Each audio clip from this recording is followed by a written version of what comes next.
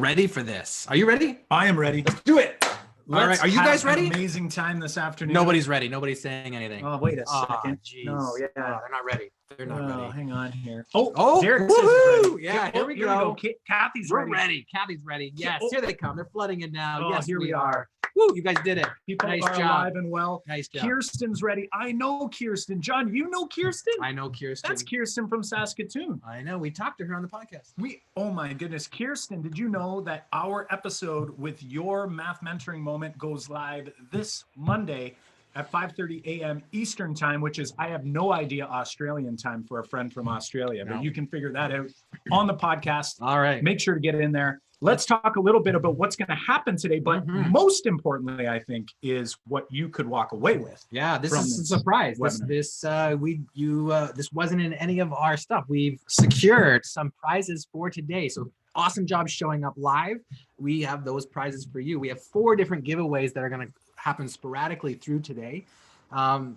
Different prize values, over $800 worth of prize values coming your way for your classroom and your PD. Crazy. So we'll be giving those away, and we're going to actually ask you to do a little bit of work to get those. Holy smokes. We've got some action items that relate to you jumping into the chat box and putting some stuff in there. So stay with us. We've got that coming your way. A couple housekeeping items to begin. Yeah, let's do those. Let's have a look. So some of you have already realized how to access the chat, which is awesome.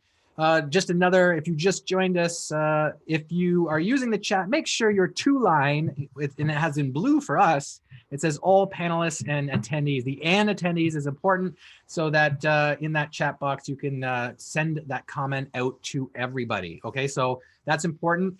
The other thing is going forward, if you have a question that you want us to answer, like you think of it on the spot and you want us to address it, we're going to answer all questions at the end of the webinar, like every single one. I think we just stuck around for an extra hour. Yeah, we had 20 this morning. Questions, all amazing questions from the last webinar that we had a couple hours ago, and we finished just after 1. It's now 2 o'clock. So we just had a quick piece of toast and peanut butter, and now we're back at it. So in the Q&A at the bottom, you're seeing it there as one of your options at the bottom of the screen. If your mouse is on the video window, put your questions questions in there, and we will answer them. All other chat kind of goes in the chat box for anytime we ask you stuff. And also to comment on each other's comments. Yeah, and I'm just responding to Haley, who asked about whether this will be available after, and the answer is yes. We're going to send a replay link on Monday, but if you leave early, you can't have a chance to win one of the prizes. So you got to make sure you're with us.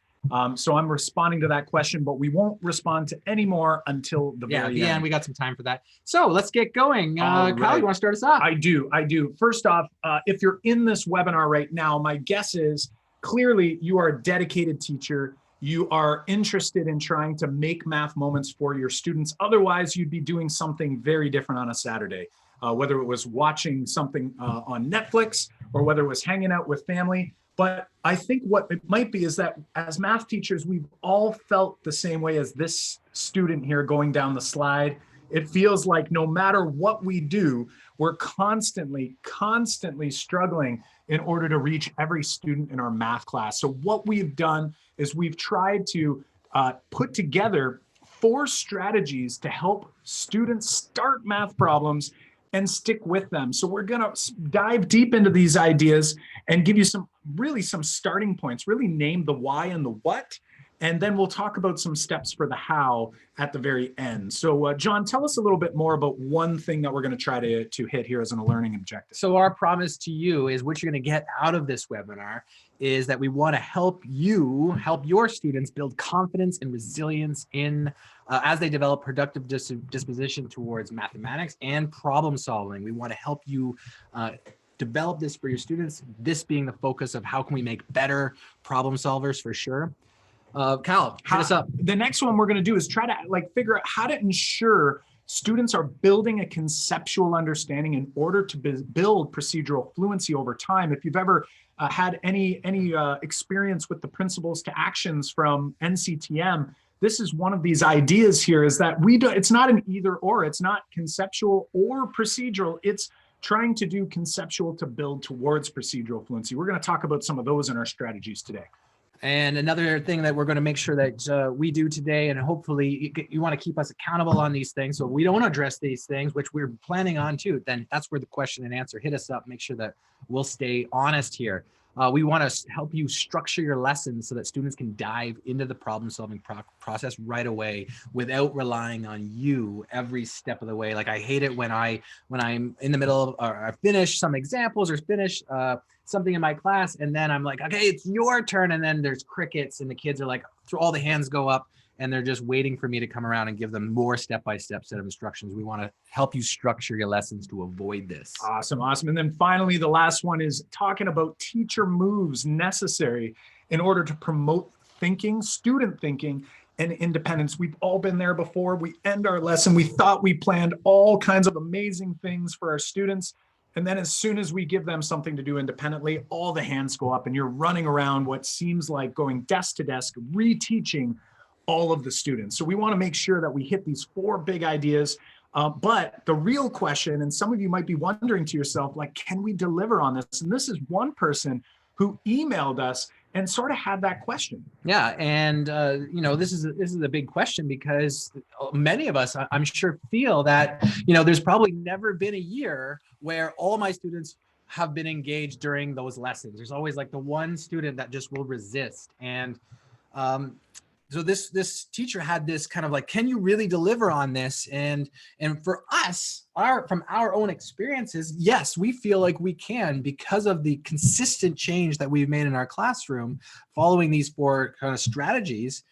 We can make that change. But you know what we're also not saying is that every student every day, or not saying every student is going to end up with like a level 4 or an A+ in the class. Like, we're not saying that. Everyone is on their own kind of journey and we can move them along.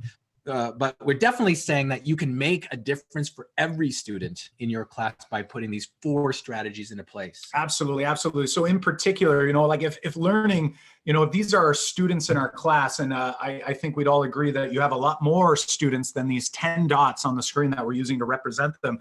Like if they were all in the same place and at the same starting point in their current learning journey, like this is how we planned our lessons early in our career, was thinking that we were teaching one type of student at the exact same spot, and we were going to move all of them along all the way to this new place of new knowledge and new understanding. But the reality is, and we all know this intuitively, but it's like we struggle to plan with this in mind, is that these students are all scattered out. They're all at very different places. If I'm a grade 6 teacher, I've got students that are in my class are in grade 3 level. If I'm a grade 10 teacher, students in my class that might be at that grade 6 level, like it really, really is different for every single student in our class. Like, and not even along the same linear path. Like if it was at least linear, then we could at least work and kind of make this more fluid and procedural to address this issue. But the reality is it looks more like this.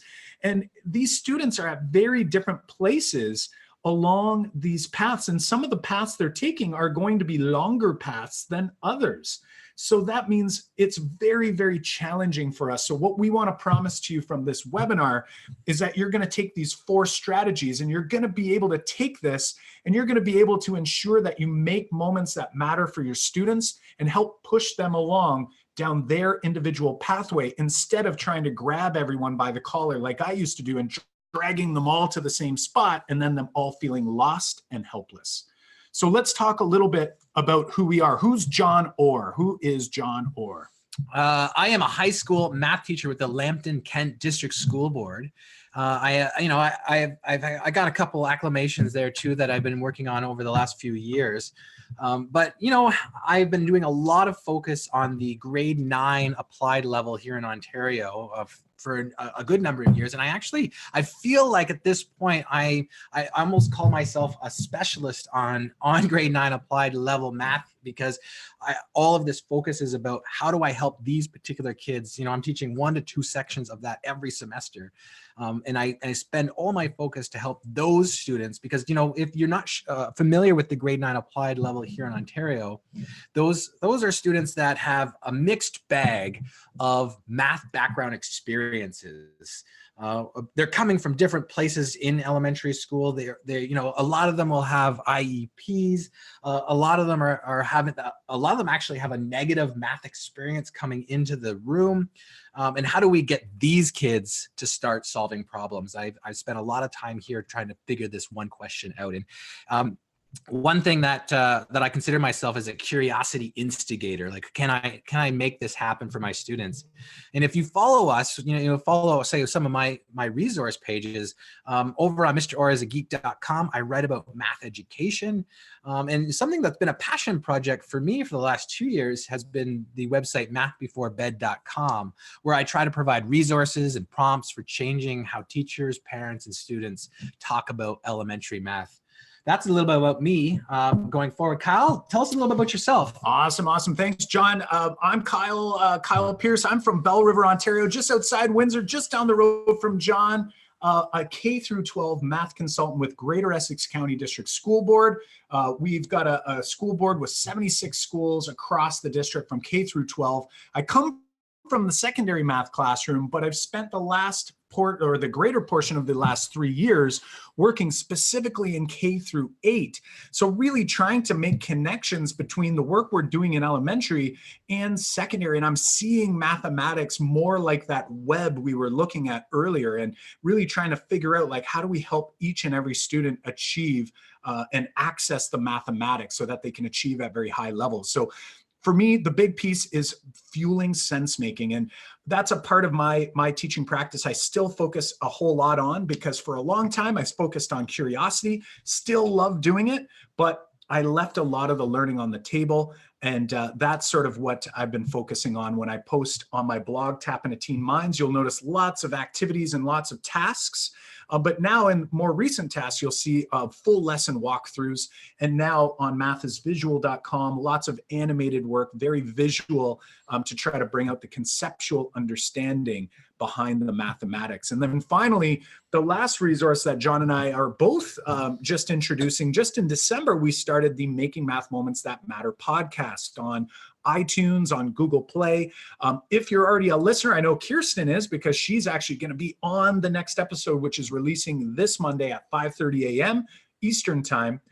Definitely, if you're interested in doing some learning and thinking about mathematics, do it on your drive to work or on your run like I do in the mornings, and subscribe to that channel so we can reach a larger audience. And if you've been following us, then you know that we've been on a math mission to do this thing we call teaching math better. We spent years building up engaging and deep thinking lessons that you can find on our websites. It has also allowed us, by sharing these across districts, has allowed us to present for these great organizations and many other districts across all of North America. Today, I keep saying tonight, and today we want to begin our talk. Before we get into the specific 4 strategies, we want to begin our talk with this idea of moments, because moments in our lives are so important, and they stick with us. And this is why we've called ourselves this, or created a website called Making Math Moments That Matter, is that we know moments make a huge difference in our memories. And something that we've been working with is, how can we create better moments in our math classes? We've got all these students coming into our classrooms from that mixed bag of math moments that are kind of their baggage. They're coming with them, and we can say, if we can fix some of these moments to go on to the next level or next stage, how can we do that better? That's a big focus of our work in the last 2 years. And we came across this book, The Power of Moments by Chip and Dan Heath, which is all about, why certain experiences have an extraordinary impact. Like, why are these moments so impactful to us? This actually was coincidental with the name of moments, and that's why we were drawn to the book, because we were already talking about math moments. And we wanted to bring it up here today because they have this great story about how impactful these moments can be. And this story starts with a certain hotel in Los Angeles. This is one of the many stories and lessons from the book, but we want to pose this to you. We're going to actually create a little wonder here for you, is that there is the top rated hotel in Los Angeles on TripAdvisor, ranked by reviews out of 432 hotels in Los Angeles. is a certain hotel. What we're wondering is can you guess this hotel? Now, if you read the book, you probably know exactly what we're talking about. We might want to ask you to hold off on throwing that in there. We want some genuine wonders here about what is the name of the hotel that is number one. It was, why we say 2017 is because it was number one in 2017. It's actually number 5, I think, today. But it's still top ranked. Can you guess what hotel this is? We're going to give you 30 seconds to make some guesses in the chat box. Go ahead, throw some names of hotels in there that you think is the top ranked by reviews hotel in LA. We're seeing some Hilton. That's 3 Hiltons. We got Best Western, Hampton Inn. When I first thought about this, Regent Beverly Hills, yeah, that's Hyatt. These are all names I would totally be cashing in on if I had to bet money on this. I would throw in the Four Seasons, which is a huge, luxury kind of thing. But here, we're going to reveal it right now. Here is the actual TripAdvisor number 1 in 2007, number 5 today. It is called the Magic Castle Hotel. Ooh, interesting. Didn't see that one pop up. And the amazing thing is the Magic Castle the Magic Castle Hotel. If you look at it, it was an apartment building complex, and it actually looks like a motel with a pool in the center. Now, if you took this hotel and put it anywhere else, or it was just this normal hotel, it'd be like a 3-star hotel, and it would not, I'm betting, be the number 1 ranked hotel. Like, even look inside, it looks like this almost trashy looking hotel. And if that looks like your living room, I apologize for saying trashy. But what makes this the top ranked hotel is that upon check-in, you get a care package, and it has goodies in it, and it has a personalized message to it. It has a soft serve ice cream machine that you can access anywhere at any time. So wait, like for a couple bucks, like you just pay a couple bucks and get ice cream? It's for free. Like you just walk up and fill up the cup with ice cream or an ice cream cone. It has a drink machine. You could go at any time to get this.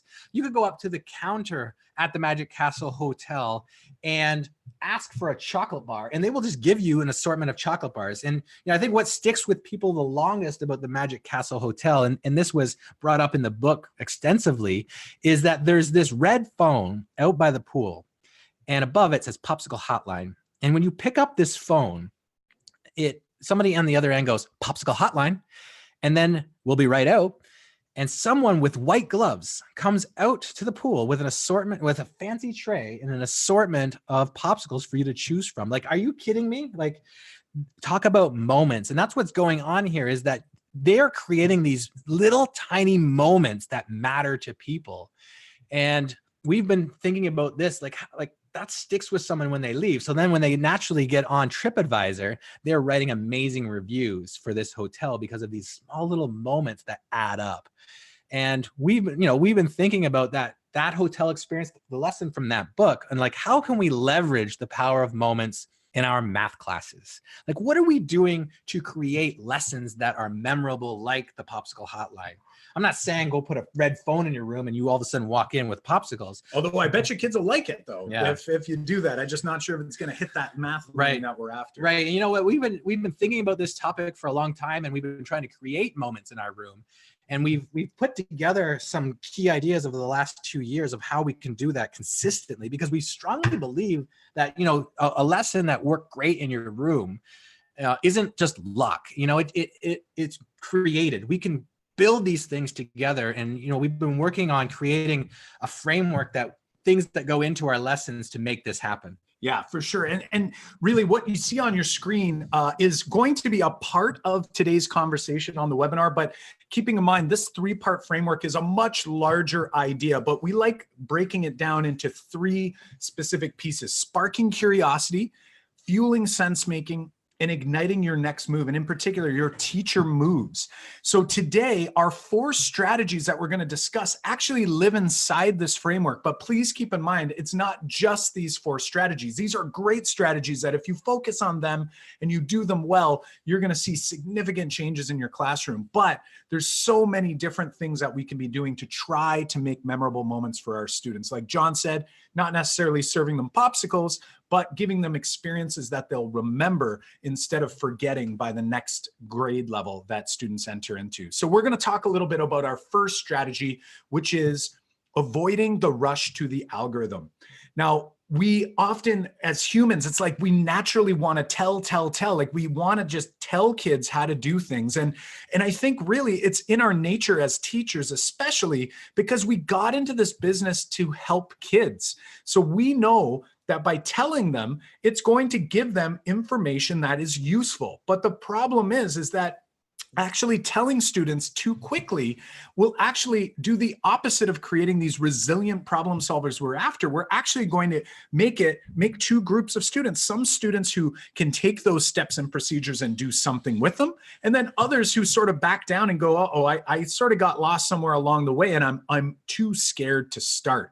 If we look at our math class, this is how I learned math, and this is how I taught math for the majority of my career. And we're not calling anyone wrong for doing this. We only know what we know. And just looking at this framework, we have to be thinking about, if my class is looking like this every single day, where we take up homework, I do all the telling through this like gatekeeper of knowledge step where I'm giving the steps, the procedures without any exploration. Then I give those examples and then we move straight into homework. We put our students in a position where they're just becoming used to us hand feeding them everything in our math classes instead of giving them an opportunity to kind of tinker, think, and truly get into that struggle where they learn to solve problems. You know, and this is a document that I used when I created my lessons at the beginning of my career. It was just a blank sheet and it was my template. And if you looked at it really closely, all you're seeing is example. And my last example was always the word problem or the application problem. And I would call that's us solving problems. And you know what I would do is I would just walk them through how to do that.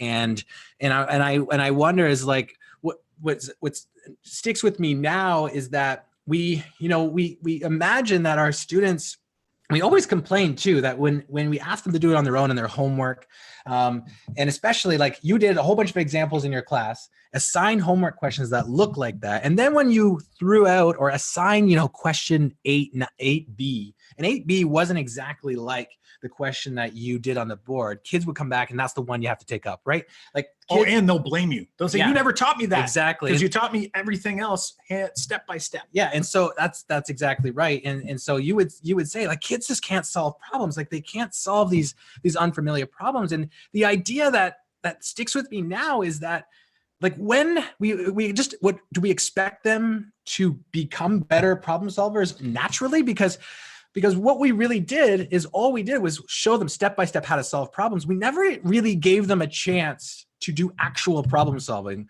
Even when we called it problem solving, we're still showing them step by step. Absolutely. And, I'm seeing in the chat, like lots of discussion here, like absolutely, students, especially our higher achievers, are going to push back against this because let's be honest, a lot of us, especially if you're a high school teacher in this webinar right now, like John and I we were the kids that were called the good at math students because we knew the game. We could play this game and we could get high marks, quote unquote, high marks. And unfortunately, I was that kid that didn't actually want to think. And when we really think about it, when I'm doing all of the telling, what we end up with is a situation like you see up on the screen. This literally hit our Facebook feed between our last webinar and this one. And we fired this in because we thought it was so great and so relevant. Like when you look at us as the teacher, it's like, and that is how you fill in the blank. Multiply fractions, use the quadratic formula, complete the square, boom, mic drop. I just did it exactly how I planned. I thought it was beautiful. And then a student raises their hand and says, what's up? And something so basic, vertex of a quadratic. And then you just sort of go back and pick up the mic and feel like the kid on that slide at the beginning of the session. So what we want to do today is we want to give some strategies to try to help bridge this gap, because we know this is a challenging thing, especially for our middle school and high school teachers. We were there, we get it. And by all means, we want to help try to move in this direction, but we know it's not something that happens overnight. So for me, a strategy was, hey, let's go get highlighters, and I'm going to get kids to use yellow to highlight the numbers. I'm going to use green to highlight the action items or the operators. I'm going to use pink to do this and blue to do that. And while that's helpful, totally did this. Yeah, absolutely. Because we're just trying to find something to help solve this problem that we have with our students struggling with problem solving. And while that might be helpful for organization, we're not saying like not to try any of these things, but this alone is not going to fix our problem. What's another thing we've tried in the past year, John? Well, I used to create problem solving frameworks. And so I would say like this, as we fill in these spots on this template, we'll have the answer to the problem. And, like we're saying, they're not saying again that this is terrible. I think it's just how we go about using it with our students. And I think by telling them that by using a framework like this, by just filling in blanks in a space, that they'll naturally end up with an answer. I think we have to say like that's got to be a falsehood. And the other thing that we used to do is, I'm going to put up some anchor charts. That's going to help solve or create better problem solvers. And again, we're not saying that anchor charts are bad because they can be used in a nice, efficient manner. And the idea there would be that when we implement our first strategy here, but can we go and co-construct this together? Like, can we create the anchor chart afterwards, after the students have talked about the procedures that they have come up with? That would be the key idea, to use an anchor chart at that moment. But there's so often we would start with an anchor chart, like start with the steps. Like I used to pull a long time ago, I would save the anchor chart that I created, and then I would put it away. And then at the next time I taught that course, I'd put it back up on the wall and say, these are the steps that we're going to go through, guys. And then that's just still step-by-step set of instructions. And like we iterated earlier, we're not getting them to do any actual thinking. And that's the big problem. And, those lessons that we created, they go under the assumption we are creating those lessons that kids wouldn't think. And then it would be an iterative process that then when they didn't think, we would blame them. These kids can't get into the problem. They can't think. But at no time did we show them how to get into problems or give them opportunities to start problems without being pre-taught. So Peter Lillo has a great quote there that we pulled for this, that, we're planning our lessons on the assumption that they won't think or can't think. And we strongly believe that it's making students anticipate what they need to solve problems is a way more valuable lesson for them to use, which means you need to put them into these problems and have them struggle through problems. And I think back to when I first saw this task from Andrew Stidell, from his blog, which was about how many sticky notes could cover. I was like, this video problem is going to be the savior. I'm going to have so much engagement. And what I did the first time, I made two critical mistakes when I first started using these problems. One is I would just say like, what's the math problem you want me to solve here? Because I'm like, that's what really problem solving is, right? Creating your own math problem. And so not only phrasing it like that, kids are taken back because now it's like, Mr. Orr, I have so much trouble solving word problems already. Now you want me to create one. And I think that puts a huge stumbling block by phrasing the problem that way. And we'll talk about a little bit later how to phrase it better. But the other misstep was that once that was out into the open of what we wanted to do, like how many sticky notes will cover this filing cabinet, I would still just show them how to do it. I use this as a getting ready, but then I would just go, okay, let me walk through the full solution for you. And I'm still step by step showing them, I'm going to find the area here and I'm going to find the area here. And I would discount any of their actual thinking. Yeah. So when we kind of talk a little bit how this all relates to our strategy of avoiding the rush to the algorithm, basically some key pieces here to help us put this strategy into action include to stop pre-teaching. And this is something that's very, very challenging for us to do, especially when I, in my mind, believe like I have to tell kids all of the steps, but they actually have intuition and they have prior knowledge that they bring with them. Might be rusty, but they'll be able to figure this thing out. And then what that does is it actually puts them into a productive struggle. Your high achievers are going to hate this at first. Your low achievers are still not going to start initially. It's going to take a little bit of time and culture building. And I heard Corey say it in the chat. It's going to take time and you have to stick to it. Yeah, I can't do it just once every month and expect this to happen. I have to really go in and know that it's going to be a bit of a struggle, a lot of tweaking along the way. And what this does is it lets us start listening to our students to hear what they bring to the table and observing what they're doing. This way, like, it will eliminate that process where you hand out some sort of written assessment or task, you collect it, you go home, you sit in front of the TV marking all night, and you discover that half of the kids got it and half didn't. When you do this, you already know which kids can do it and which kids can't. So what we want to do is give you an explicit task, and John's going to fire it up on the screen right now. This is a traditional textbook task, and we're not saying throw out the textbook. We're saying, what can we take from this task in order to make this and lower the floor and make it more of a context students can live. So tell us about what you did with this particular task. So this is a typical task we would do it like I'm saying from my template. This would be like my last example to go through because it's a word problem or an application problem on similar triangles. And I would show them how to solve this. But we could go from this, and we want to put our kids into this productive struggle, and we don't want to pre-teach them into something like this. Now, what we would normally do is walk you through this full task, but because we only have an hour, we're just going to show you a glimpse of it. But my students are into this, they're put into this situation where they have to wonder about what's going on here, and that allows that anticipation to develop of what should we do. And then I put them in a situation where, can these students see eye to eye if they're looking at a mirror on the floor?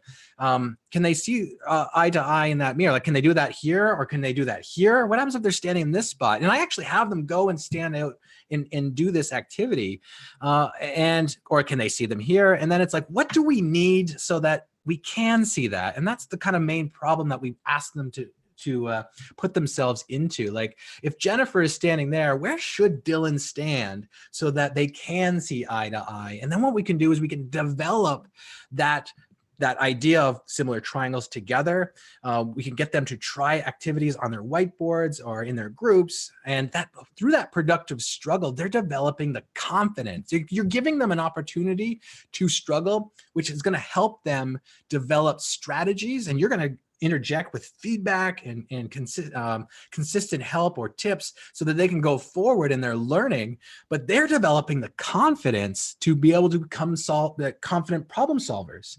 And I at the end of every semester, I always ask my students, like, what's a big math takeaway from the year? And I also ask them, what's a big non-math takeaway? And this student said, a big non-math takeaway this year was to have confidence in your work, and even goes on to say, like, I have to obtain the confidence in math, but also they obtained confidence in everything they did, and that's because of putting them in situations where they can build that confidence up. And I think that is huge, and what we weren't doing when we were just teaching through the algorithms and the procedures before we gave them an opportunity to think. Beautiful, beautiful. So again, we want to make sure we're avoiding that rush to the algorithm. The other strategies are actually going to build on this strategy. So really, you're going to see that each strategy is not separate. It's not siloed. They actually really are interconnected and necessary to ensure one happens. You have to engage in the next. So what we're going to be doing at the end of this session is we're going to have like a link with all kinds of goodies for you, including some summary templates. So one template we're going to be giving is the how to avoid rushing to the algorithm template. This might be helpful for you to kind of take with you as a reminder of some of the things that we've done today in this webinar, but it's also a great one to maybe slip into the mailbox of some colleagues that you might have at your school that maybe are not so open to, thinking outside the box, and maybe you're looking to maybe give them just exposures to some ideas. So what we're going to be doing is we'll give you that link at the end. In the meantime, we have a prize to give away. John, we are going to be pausing to let you think and share in the chat of some lessons that you've taught recently, or maybe it's a lesson that you'll be teaching in the coming weeks. Which lesson can you avoid pre-teaching and instead try to teach through task Share that in the chat box for a chance to win Mathematical Mindsets, a book by Joe Bowler, who we just interviewed on the podcast recently and will be coming out in 2 weeks' time. So do that in the chat. We'll give you a little bit of time right now to do that, and we'll randomly pick one from the chat. And in the meantime here, John, who should pick? Should it be you that gets to pick, or should it be I? Like, who's gonna okay, pick we'll this? let you pick this one and I'll pick the next one. So Kyle will randomly close his eyes and he'll point to one, and then that person will be the winner of the book. And what we'll ask that person to do is email us right away or after the webinar, and we will send you the details of how we will get that. That's Beautiful. If you're watching on YouTube live right now, you can't be a part of this unless you're in here. So go to makemathmoments.com/webinar. Get in here and get in on some of these giveaways. So all right, let's here do we it. go. There's a lot. They're populating in there. Here we go. We are already half an hour into the webinar, and we've only done strategy 1. Kyle, Here we we've go. got 3 more to do. Pick. And it is, oh, here it is. Derek. Derek, is it Derek Highland? I think it Yes. was. Yes, Derek Highland. Getting rolling with rates and ratios in grade 8. Yes. Maybe something around comparing things before teaching. Oh, I like that. What a great idea. Just this idea of ratios and rates. So it's like such an in-depth idea.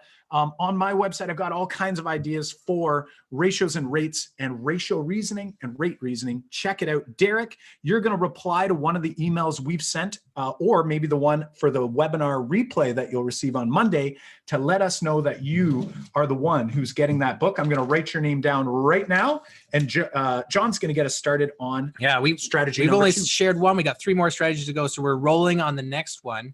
And to talk about the next one, you're probably wondering, like, we want to teach through tasks so that we limit our pre-teaching, but the big question would be, like, how do we do that? Like, what are the skills that we need? What are the techniques that we should implement so that we can teach through task easier, which translates into getting students into problems faster. Like, we want them to get into problem solving instead of just saying, how do I do this? Like, we want to make sure that we can do that. And the strategy number 2, now, if you printed your workbook in the email we sent you this morning, and also a couple days ago, we asked you to print out a workbook, and if you didn't, that's okay. You can print it out later. Or if you do, you're filling in some of the blanks along the way in this webinar. But right now, strategy number 2 is give your students an all-access pass. And what we mean by that is we want our students to get into these problems faster. We want them all to access that problem or that task. And how we can do that is when we set a low floor task that has a high ceiling. If we can create low floor, high ceiling tasks, then our students will be able to get into problems. And if we already know that they can get into problems faster and they're solving problems through the task, they're building their confidence, which is going to allow them, if you do it consistently, to become better problem solvers. So one way we can do that is, like, not through this example. Like, think of the supply and demand. Sometimes when we think about getting kids into solving problems, we got to make it more meaningful to themselves. Like, we got to put a real world. That's a something technique they'll use later in their life, right? People like supply and demand is really important. Like, we want to get kids into sparking their curiosity. We're gonna make it real world. Like, that's real world as it can get, right? Yeah, but is anyone dying to solve this problem? No. Like, what we can do is we want them to notice and wonder. Like, look at this. This is the same content expectation, which is, and it ends up being solving a system of equations, but ask them to notice and wonder. Like, what do you notice about the dots? And then what we can do is ask them to predict, like, where should I put this purple dot so that when the two dots meet up. And so we've got a lot of noticing and wonder coming on, which is our next, our technique. Our technique to lower that floor. Absolutely. So, like, that task was just like going into Desmos, which if you're a high school teacher, you're probably well aware of, but definitely get into Desmos, play around, tons of dynamic things you can do in there. So we're talking about noticing and wondering. And, you know, in order to actually notice and wonder, to, like, do something where students actually are given the opportunity to notice and wonder, we've got to make sure there's some elements there. So, like, again, here's another problem. Like, everybody knows what a candle is. Like, if everyone who's had a birthday cake has lit a candle, I know what it's all about. Do I really want to create a scatter plot of this relationship between the candle burning and how long it takes to burn out? I'm going to say probably not. For a lot of students, like, by doing this and just showing them the same problem in a different way, you can do this in so many ways. It doesn't have to be through video. It could be by actually lighting a candle in class. It could be by doing all kinds of different ways. And what we're doing here in order to make sure we have a good notice and wonder conversation is we're actually trying to build anticipation. So in order for us to really get any mileage out of our notice and wonder, we have to make sure that kids are anticipating what's going to happen next. When I just give them that task up on the screen as a word problem, there's really not a whole lot to anticipate. And that brings us to our next piece that's really like probably the number one most important part in order to have a successful notice and wonder. What is it? So if we go back to thinking about how can we generate curiosity to get kids into problems, again, one way we try to spice up math problems is we will take Maya's name out of the math problem and we'll put in a student's name in the math problem. Like, Toby, you're now in the math problem. Don't you want to solve this problem even better? Like that's one of our fixes. Toby does, and everybody else doesn't. Well, still probably Toby's like, oh man, my name is up there now. And so the other thing we would do is like, let's put in my name. We'll put Mr. Orr's name in there and everyone's going to really want to solve that. Or you know what we'll do is, we won't make it about flower beds. We'll change the context. We'll make it about pig pens. No, not pig pens. How about cell phones? Cell phones. Kids love cell phones. So why don't we make it about that instead? And we feel like that's like, these are kind of band-aids over situations. The real thing that makes the other techniques work, anticipation and noticing and wonder, is actually withholding information. So we call this like technique number 3 to help lower that floor, is how can we withhold information so that students can anticipate what they need for problem solving, and also allows them to notice and wonder in a better way. Like, for example, and that problem about the edging is the same problem as this one, but we've stripped all of the numbers away. We've stripped all of the text away to say, like, what do you notice and wonder here? And it's that only works nice. This mysterious nature of what's going on the screen only works because we withheld so much information. Like these two are the exact same problem, and we get to the same question, but we get there in a much different way. And kids are easily entered into this problem, which is why this strategy works to help build problem solving, is we want kids to get in there and muck around with what they can do. Right. So really, in order for students to have this all access pass, we're really advocating for a notice and wonder, but that notice and wonder really hinges on anticipation through the withholding of information. If I give too much information up front, I'm actually restricting the possibility that we're going to have a good discussion. I used to always wonder why there were crickets. So really, even though we introduced notice and wonder, and then we introduced anticipation in order to withhold information, it's actually the opposite. We need to start by withholding information so that we can build that anticipation and then engage in discussions around noticing and wondering. And this will allow us to get kids to start the task. They will be in there with us, living the context with us. And once we're there, we can then access all kinds of great thinking and get kids really problem solving without the actual quantities identified, without the measured quantities. And they can begin estimating, making predictions, and really using some logical thought. And we call this path the curiosity path. This is something that we've been developing and trying to put together some of the best people that are doing great things in math out there and putting it all together into one big, nice place. And it looks kind of like this. And this will allow us to avoid rushing to the algorithm and rather head towards making those memorable math moments for all of our students, even that student that walks in at the beginning of the year and thinks, I am not a math person, because there's no such thing. That's just a perception. So this will help us break that barrier down. Yeah. And so going forward, like if you've printed out your workbook, when you're at strategy number 2 here, curiosity path is blank, and we can fill those in here. So we'll give you a second to fill those in. But we also want to point out that, like we said in strategy 1, we have some resources that you can take away with you. At the end, we'll share that link with you. But we have like a summary of the 4 different stages of the curiosity path that you can take with you and share, or post it somewhere in your office, so that you're reminded that you should be doing these things to lower the floor and get kids into solving problems faster.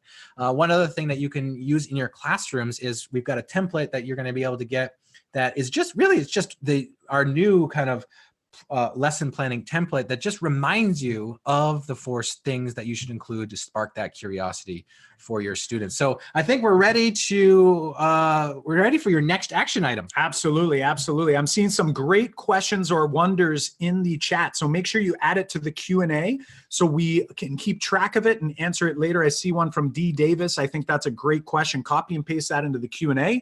Right now, your action in order to have a chance to win a 5-year license of Knowledge Hook Premium, which has a $425 US dollar value, 5-year license for Knowledge Hook Premium, is to think about an upcoming lesson, maybe in the next week. How can you use the curiosity path to lower the floor and raise the ceiling? Maybe you can think about how you're going to extend for some and how you'll modify for others. But in particular, how are you going to lower the floor and raise the ceiling using the curiosity path? Make sure you get that into the chat box, and you're going to have a chance. We'll select one of you to win Knowledge Hook Premium. If you're unsure what Knowledge Hook is, it began as a tool that was like the Kahoot for math class. So if you've ever used Kahoot, they had a tool called Game Show with all kinds of math content built in already and curriculum aligned for Common Core as well as Ontario and some of the other curriculums around the world. So that tool is free, but now they actually have premium, which will help you determine where are the gaps in your class through the work that students do and give you remediation tools to help you do small group instruction to help your students. So this is a great tool.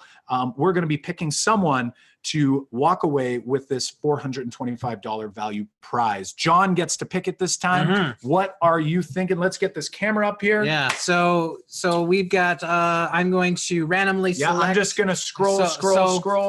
And I'm going to pick one. That person's going to email us. Here we go. 3, 2, 1. Go. Kyle, point me in the right direction. I see. Okay. Emily. What are we doing? It says Emily. Oh, I just commented on Emily's. What crazy. Okay. Emily, we're doing skyscrapers on the first day of the new semester. I'm just going to give them the cubes and the papers. Amazing. That sounds very cool. I love that you're starting on the very first day. That's, I think, a key thing to get the culture going. Yeah. Day number 1 for us is not about the math. It's about the culture. So this curiosity path is something like it's worth spending that time. We don't care about the policies and procedures. We'll get to those things. And when kids realize that this is what math class is going to be, it's going to be collaborative, it's going to be engaging, I'm going to learn something and I'm going to be able to access the math. A lot of those problems that we typically had in our classrooms, behaviors and all of those things, those were minimized at least a significant amount. Kyle's going to write your name there. Emily, we want you definitely to email us, please. You can do it right now or you can do it later, but send us an email or just hit reply to the email to remind us that you were the winner of the Knowledge Hook stuff. Are we ready? We're going on to number 3, strategy number 3, which is, this one's one of my favorite. It is to be more Prince. And you might be wondering, like, Prince, like who? Freddie Prince? Some of you might not even be old enough to remember Freddie Prince. It was a while ago since he was a thing. No, not that Prince. We're also not talking about these princes either. Like, we're not talking about these guys, although the one on the left has a very similar hairline to myself. We're talking about this prince right here. And you're probably wondering, how the heck is this going to relate to my math class? Well, we're going to tie it all together at the end when we consolidate strategy number 3. So we're going to get started here and we're going to talk about tools and representation. So what the heck do tools and representations have to do with Prince? Well, let's start talking here. We gave you the curiosity path as a way for you to avoid rushing to the algorithm and work towards making more memorable math moments for your students. And what we want to talk about right now is tools and representations, both tools for thinking. So this is tools that we can use, mathematical models to help me solve problems, as well as the tools for representing our thinking. So this is for the students who might be what we would consider to be at a higher level, quote unquote, but getting them to demonstrate their learning, convincing us using something other than a procedure or other than math facts or whatever it might be, so that we can have a high level of proficiency. And we're not just talking about regular old tools, we're talking about like really important tools, and we're going to dive into this right now. Yeah, like we're talking about tools that we call, along with Alex Lawson, they're calling tools or mathematical models with legs. And these are models that are powerful for math that can stretch across grade levels, like vertically, not horizontally. Like horizontally means, from unit to unit, whereas vertically means from grade level to grade level. So for example, a tool like that, say not like that, might be counting blocks in an early age. Like they're great for counting, but as soon as we move into multiplication, it becomes not enough. Like it's not feasible for us to use the many counting blocks to do some multiplying of large numbers. Whereas a tool that might be a tool with legs might be also what Kathy Fosno calls power tools. They have the same kind of name, but this one example could be the area model, where the area model, students in grades 3, 4, 5, or even in grade 2 are using it to do multiplication and learn multiplication. And we know in high school that we have been using the area model to even get to grade 12 when we're talking about multiplying binomials together, but also like when we're factoring polynomials of degree 3, 4, or even higher. These tools can stretch across grade levels. Like what's another one, Kyle, before one I love is like the double number line, because like it stretches from the number line with just adding and subtracting and just organizing numbers. Then you go to like proportional relationships, and then you could go all the way in, like, and it connects to the ratio table and even trigonometry, because that's proportional in nature. There's all kinds of great ones as well. So we want to give you just like a quick little example. If you've never seen this task before, a ton of people have used this same image in different ways. For me, on my site, I've sort of constructed it in a very specific way, and it has legs as well. So I would do my notice and wonder, we'd withhold information, create that anticipation, and make some predictions. But if I'm in like an older grade level, like younger grades are going to be maybe just dealing with like a small box of donuts, or maybe if you're just introducing proportional reasoning, you might start with 3 boxes of donuts. You can see how you can modify these to have a low floor and a high ceiling. This will look very different depending on your grade level.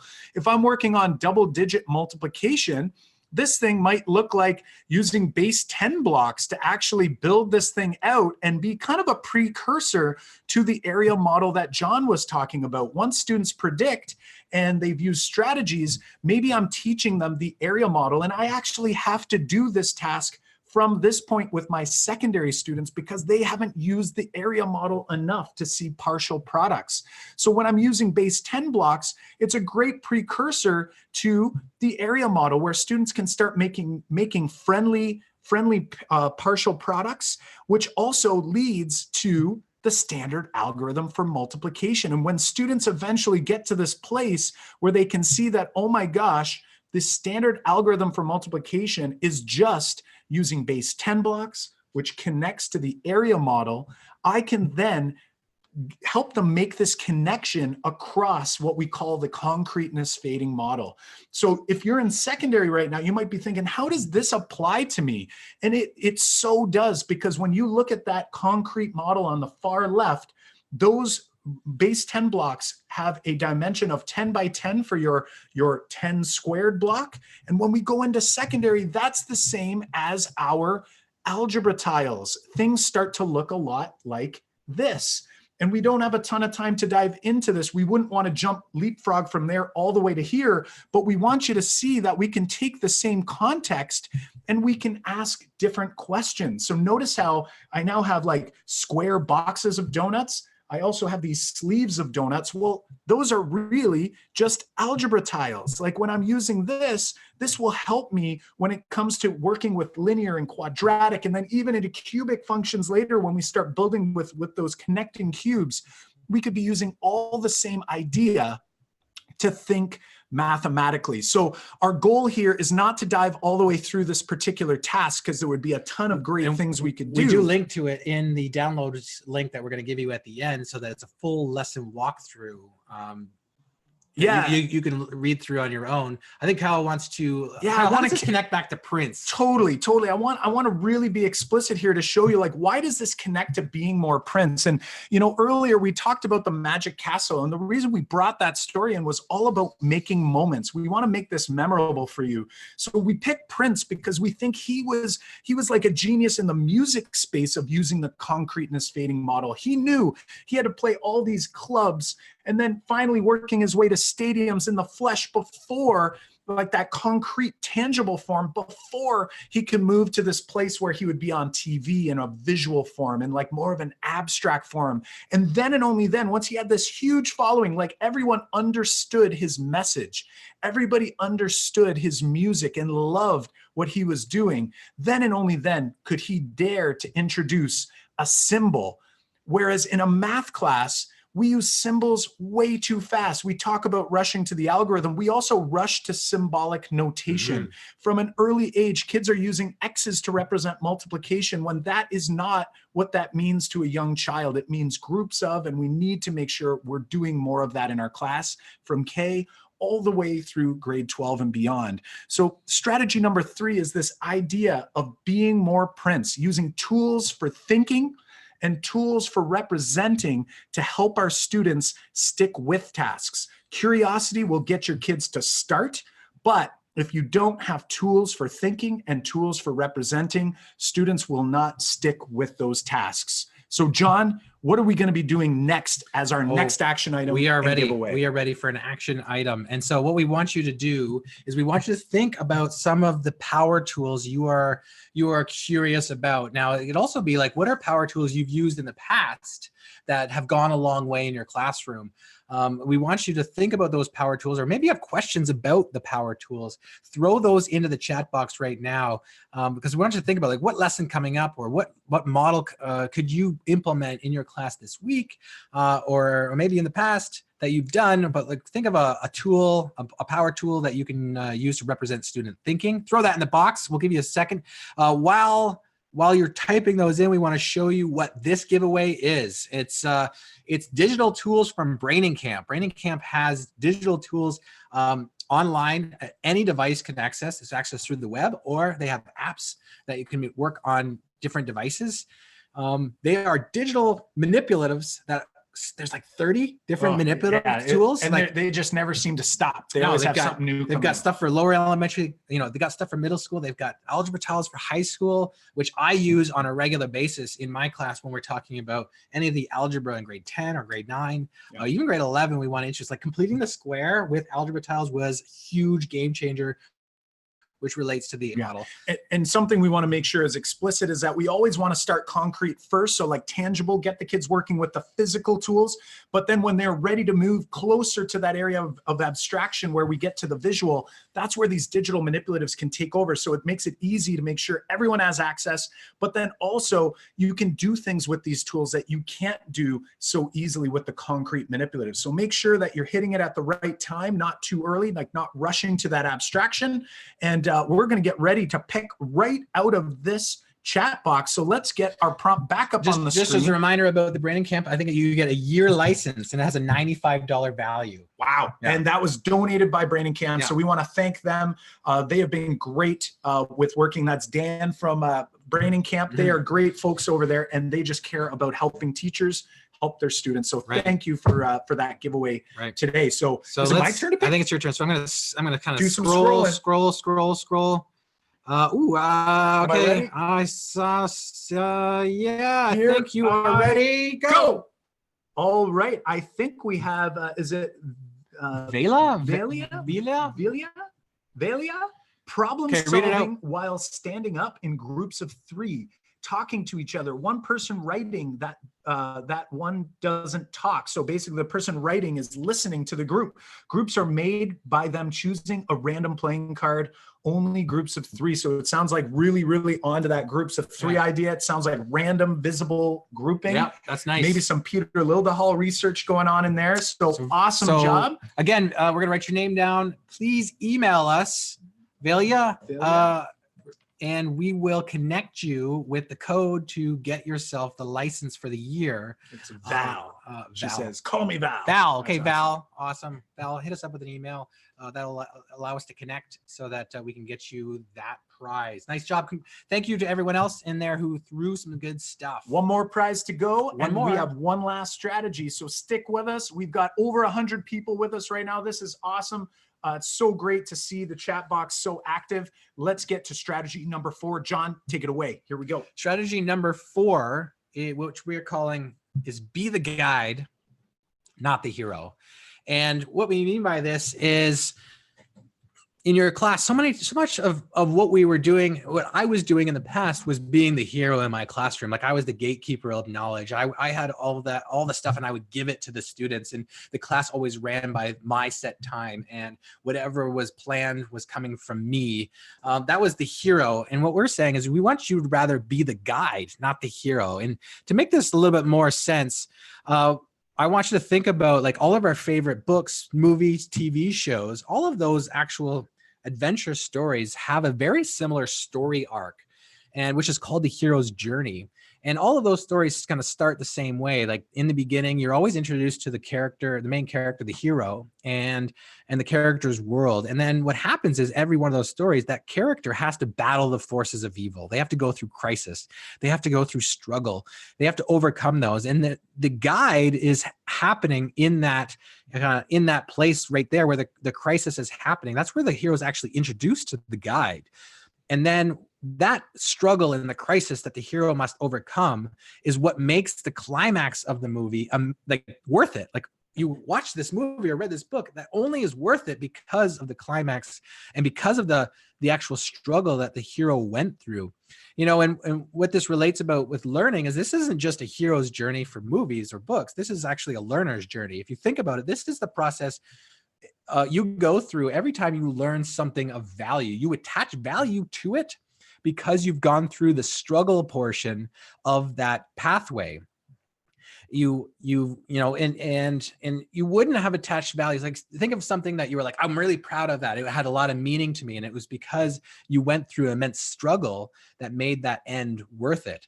And, you know, how this relates to kind of math class now is if you think about the traditional 4 kind of ritual math class and we put that on the same kind of curve, what happens is at this beginning, there's a lot of tension in the students because you're telling them of what's going on. And, you know, this is where you're rushing to the algorithm and that tension builds. But what happens, why the tension falls away is because if students become those great students are those great memorizers, or they've copied the notes down and you assign the same questions that you did for examples, like if they're the same, then there's no actual thinking. All they're doing is following following those step-by-step procedures. And so the tension drops away as long as those problems look the same as the examples. And the big issue is that, you know, like you've experienced and like I've experienced, is when that problem differs from the examples, that's where the chaos happens. And we say kids aren't really great at it. So what we are doing here is we want to take this model of math class and we actually want to flip it to this model of math class, like the hero's journey. We want them to stay curious along this pathway. We want to be the guide that helps them with this productive struggle. We want to insert ourselves here when needed.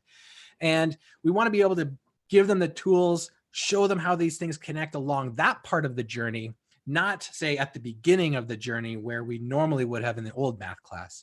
And what that allows us to do is, you know, at the point at the top, we can either create this moment where it's like we can step in almost hero-like to help them with some strategies that are maybe more efficient, or that's where the note could happen, or even a lesson could happen here after students have attempted to solve problems. Maybe that's where the anchor chart happens. And if you think of the idea of Luke Skywalker shooting the Death Star, and you know, this, which is fantastic and entertaining. However, most often stories and movies are fictional. And in our math class, we have to realize that most often students aren't going to be able to hit that proverbial Death Star or learning objective as clearly and concisely as Luke managed to meet his objective. It's possible that 3 students in the class do, but 27 are really close. And kind of like what we had at the beginning of the webinar, that image where everyone's on a different path. And this is where we get to take on that hero role to kind of help them along that path. That's why we're saying we want to be the guide, not the hero. Awesome. So really what we're saying is like, this is what the real flipped classroom looks like. Like, we're not talking about going and, actually recording videos and having kids go home, because that's just moving the pre-teaching to the night before class. We want the real flipped class to look more like this hero's journey curve.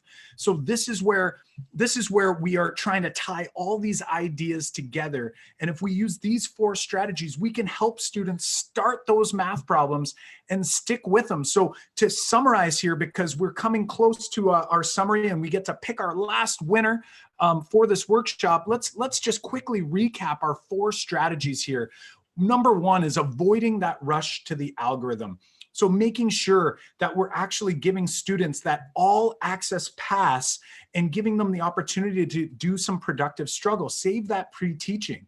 How do we get them to stick with the math task? Well, we've got to get them to be more Prince, which means using the concrete, using the visual, and then finally the abstract. And that's not just earlier in elementary school, that's all the way through. We have to iterate through the concreteness fading model. It is an iterative process. And then finally, just like John articulated for us, we've got to be the guide and not the hero. So we've got a couple things here to do before we do our next giveaway. The first one is, you'll notice that at the bottom of the screen, there's a link there. It's makemathmoments.com/next steps. You're more than welcome to hit that now and just make sure you don't close out of this browser. What you're going to find on that list is you're going to find a opt-in box to get all of the resources from this website, as well as some information about this last prize that we're giving away. So here's what you're going to be doing for the last prize. You're going to be thinking and reflecting on your biggest takeaway from this webinar. We know that new learning only sticks when we reflect on our new learning, when we actually are doing and forcing ourselves to think back and reflect on what it means to us right now and to build on it. So before we get to what we're giving away and before we pick out of that chat box, we want you to do us a huge favor. And if you've enjoyed the webinar so far, please write this link down, share it with your colleagues, whether it's on social media, whether it's on Facebook or through email, or maybe it's even just sharing it through a text message. So what is your biggest takeaway? And you're going to write that in your chat box. We're going to randomly pick it in a few moments time. And what you're going to have the chance to win is a free seat in our online workshop, which is just opened up this weekend. We've already got a handful of people registered to go for this spring session of our online workshop, where we're going to help teachers empower students to become resilient problem solvers. So these are 4 strategies, just brief strategies. We're going to go way deeper, and we're going to just take a couple minutes to kind of unpack what this particular prize entails. Right. And so that prize is, like Kyle said, it's a workshop, online workshop, designed for you to help your students create better problem solvers, more resilient problem solvers. Like he said, it introduces you to our 3-part framework, and we go through step by step how to make this possible in your room on a regular basis. We talked about that consistency being so important to make those better problem solvers. We want to walk through this step by step with you. And what the workshop entails is there are 6 modules. We release them weekly, and there's 12 weeks in the workshop from start to end. So really you have like 2 weeks a module, but you could do, it could be, one per week, but you could spread it out over the 12 full weeks that you have access to us and the modules. In that we have downloadable lesson guides where we walk you through step by step how to implement those resources in your class. Like we have full lessons that you can implement in your class right away, and then we walk you through how to do it. You can earn PD credits. Those from the US who are needing credits to move up the pay scale could earn PD credits from Brandman University. We have ways to track your own professional growth in our workshop. One big thing that we probably do that many other, say, PD sessions don't do is that we build content knowledge for you as a teacher. Yeah, this is a big piece for us. And like I said at the beginning, like fueling sense making is kind of like my new passion. I love sparking curiosity. That will never change. but like my own learning journey is this fueling of sense making, this making sense of the math that things that I always knew to be true, but it's because I just believed the teacher and the answers were always right. So we're going to unpack some of those ideas in the workshop. And then later on, we'll have more opportunities as well to kind of continue that learning. So like we've run this workshop before in the past, and we've had like a variety of people from K through 12. Most of the content is from grade 3 to grade 10, like the content examples. However, we've had teachers from grade 12, we've had teachers from grade 1 in kindergarten, and they've all said very, very positive things. So Alana, for example, up on the screen, she's a professor of mathematics in the graduate math program. And she went in trying to help her teachers. She teaches pre-service. She went into the workshop trying to help them overcome some of their challenges, much like all of us have been doing. So she found like it was a great community for her to kind of work through some of those ideas and get inspiration. Here's a couple other examples. John will talk about some of their responses. You know, we were really impressed with Matthew and Sarah Jane, who really took the bull by the horns in the workshop. They walked out with not only resources to use on a daily basis for their programs, but, you know, Matthew and Sarah Jane both creating moments for their students to become better problem solvers on a regular basis. Matthew has shared a story with us in the workshop and also on a video call with him about how he had a student and designed a three-act lesson around an airplane and a pilot, because the student's parent was a pilot, and it was an amazing 3-act problem that they created. The thing I loved about Matt is that like he had no intention of actually creating tasks himself, because what we do in the workshop is we actually point you to all kinds of tasks that are already created. So there's all kinds of resources there, so that it's not like we're saying everyone needs to go and get their phones out and start making these types of tasks. We point you to where they are and how you can run them without a hitch. But the part that really resonated with us was Matthew said he started to see the math around him after he engaged in all of this. So it wasn't like he felt like it was work. He just took out his camera. It was like it like fell into his lap, which was really, really awesome to see. So when we talk a little bit about what we do in each module, you'll notice like module 1 is actually lots of clips from a live full day workshop we've done over this past year. And it's all captioned for you. We really unpack the entire 3-part framework. Today, we just talked about 4 strategies, but the framework is a big, big piece. So we really try to help by unpacking lessons step by step and give you walkthroughs to realize the power of the 3-part framework. Yeah, and in module 2, we dive deep into how we can create math class where the students don't want to stop exploring math. We've got techniques to engage your students. We talk about, you know, big mistakes we've made along the pathway to get to a point where we are in our class. We want to share them with you. We go through step by step on how you can take the textbook problems and morph them into more interesting problems that create that low floor, high ceiling for your students. We also walk through like how to use warm-ups to basically almost teach your whole course and save you time in your course so that you can help meet, you know, your curriculum expectations. Yeah, and module 3, we start going through and really diving into problem solving. So some of the pieces from this webinar, we dive even deeper. We actually challenge you with action items, just like we did in the webinar, but we actually give you some task ideas to go try them in your class, bring them back, share it out in the discussion board with others.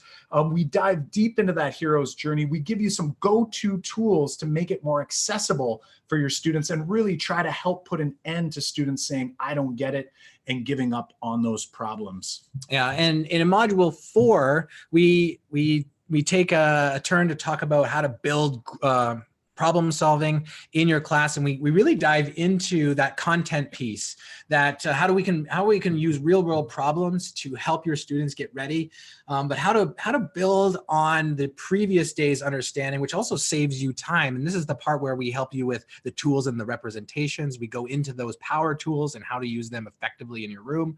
In module 5, we dive into the planning aspect, like what do I do to start planning these activities? What do I do in the middle? Like, what are the facilitation moves to make this come alive? We talk about how to implement books such as like the 5 practices for orchestrating productive mathematical discussions effectively in your room, and also how you can use what you see and hear to save you time in your lessons. Awesome. And then finally, module 6, we try to pull it all together by looking at long-range planning to generate those math moments that matter. In particular, we talk about like structuring and actually determining like, where does procedural fluency fit in here? Because like today we focused on problem solving, but that's not it. Like, that's not all we do. We do need to work on how do we intentionally build in procedural fluency. We talk about 5 common misconceptions from planning, and we actually look at this idea of spiraling. So taking content and trying to break down those silos. And we dive into assessment. Like, what does assessment look like in our math class now that we're moving away from this sort of traditional model and the one and done sort of assessment of that test at the end of a unit? What does that look like, sound like? We really try to break that down as well. So you might be thinking to yourself like, okay, so let's really think here about what this means to me. And I know for John and I, we're big conference goers. We get a lot from going to the live conferences. But really, when you do go to conferences, the one thing we do notice is we get kind of like what you got out of this webinar. You get that 75 minutes, or maybe it's a 90-minute session of all these great ideas. And then I go to the next one, I get another big pile of great ideas. But until I actually dive deep with these ideas, it's really hard for them to be put into practice. Not only that, but there's a huge cost associated. John and I are both presenting at NCTM, but also we're going to attend.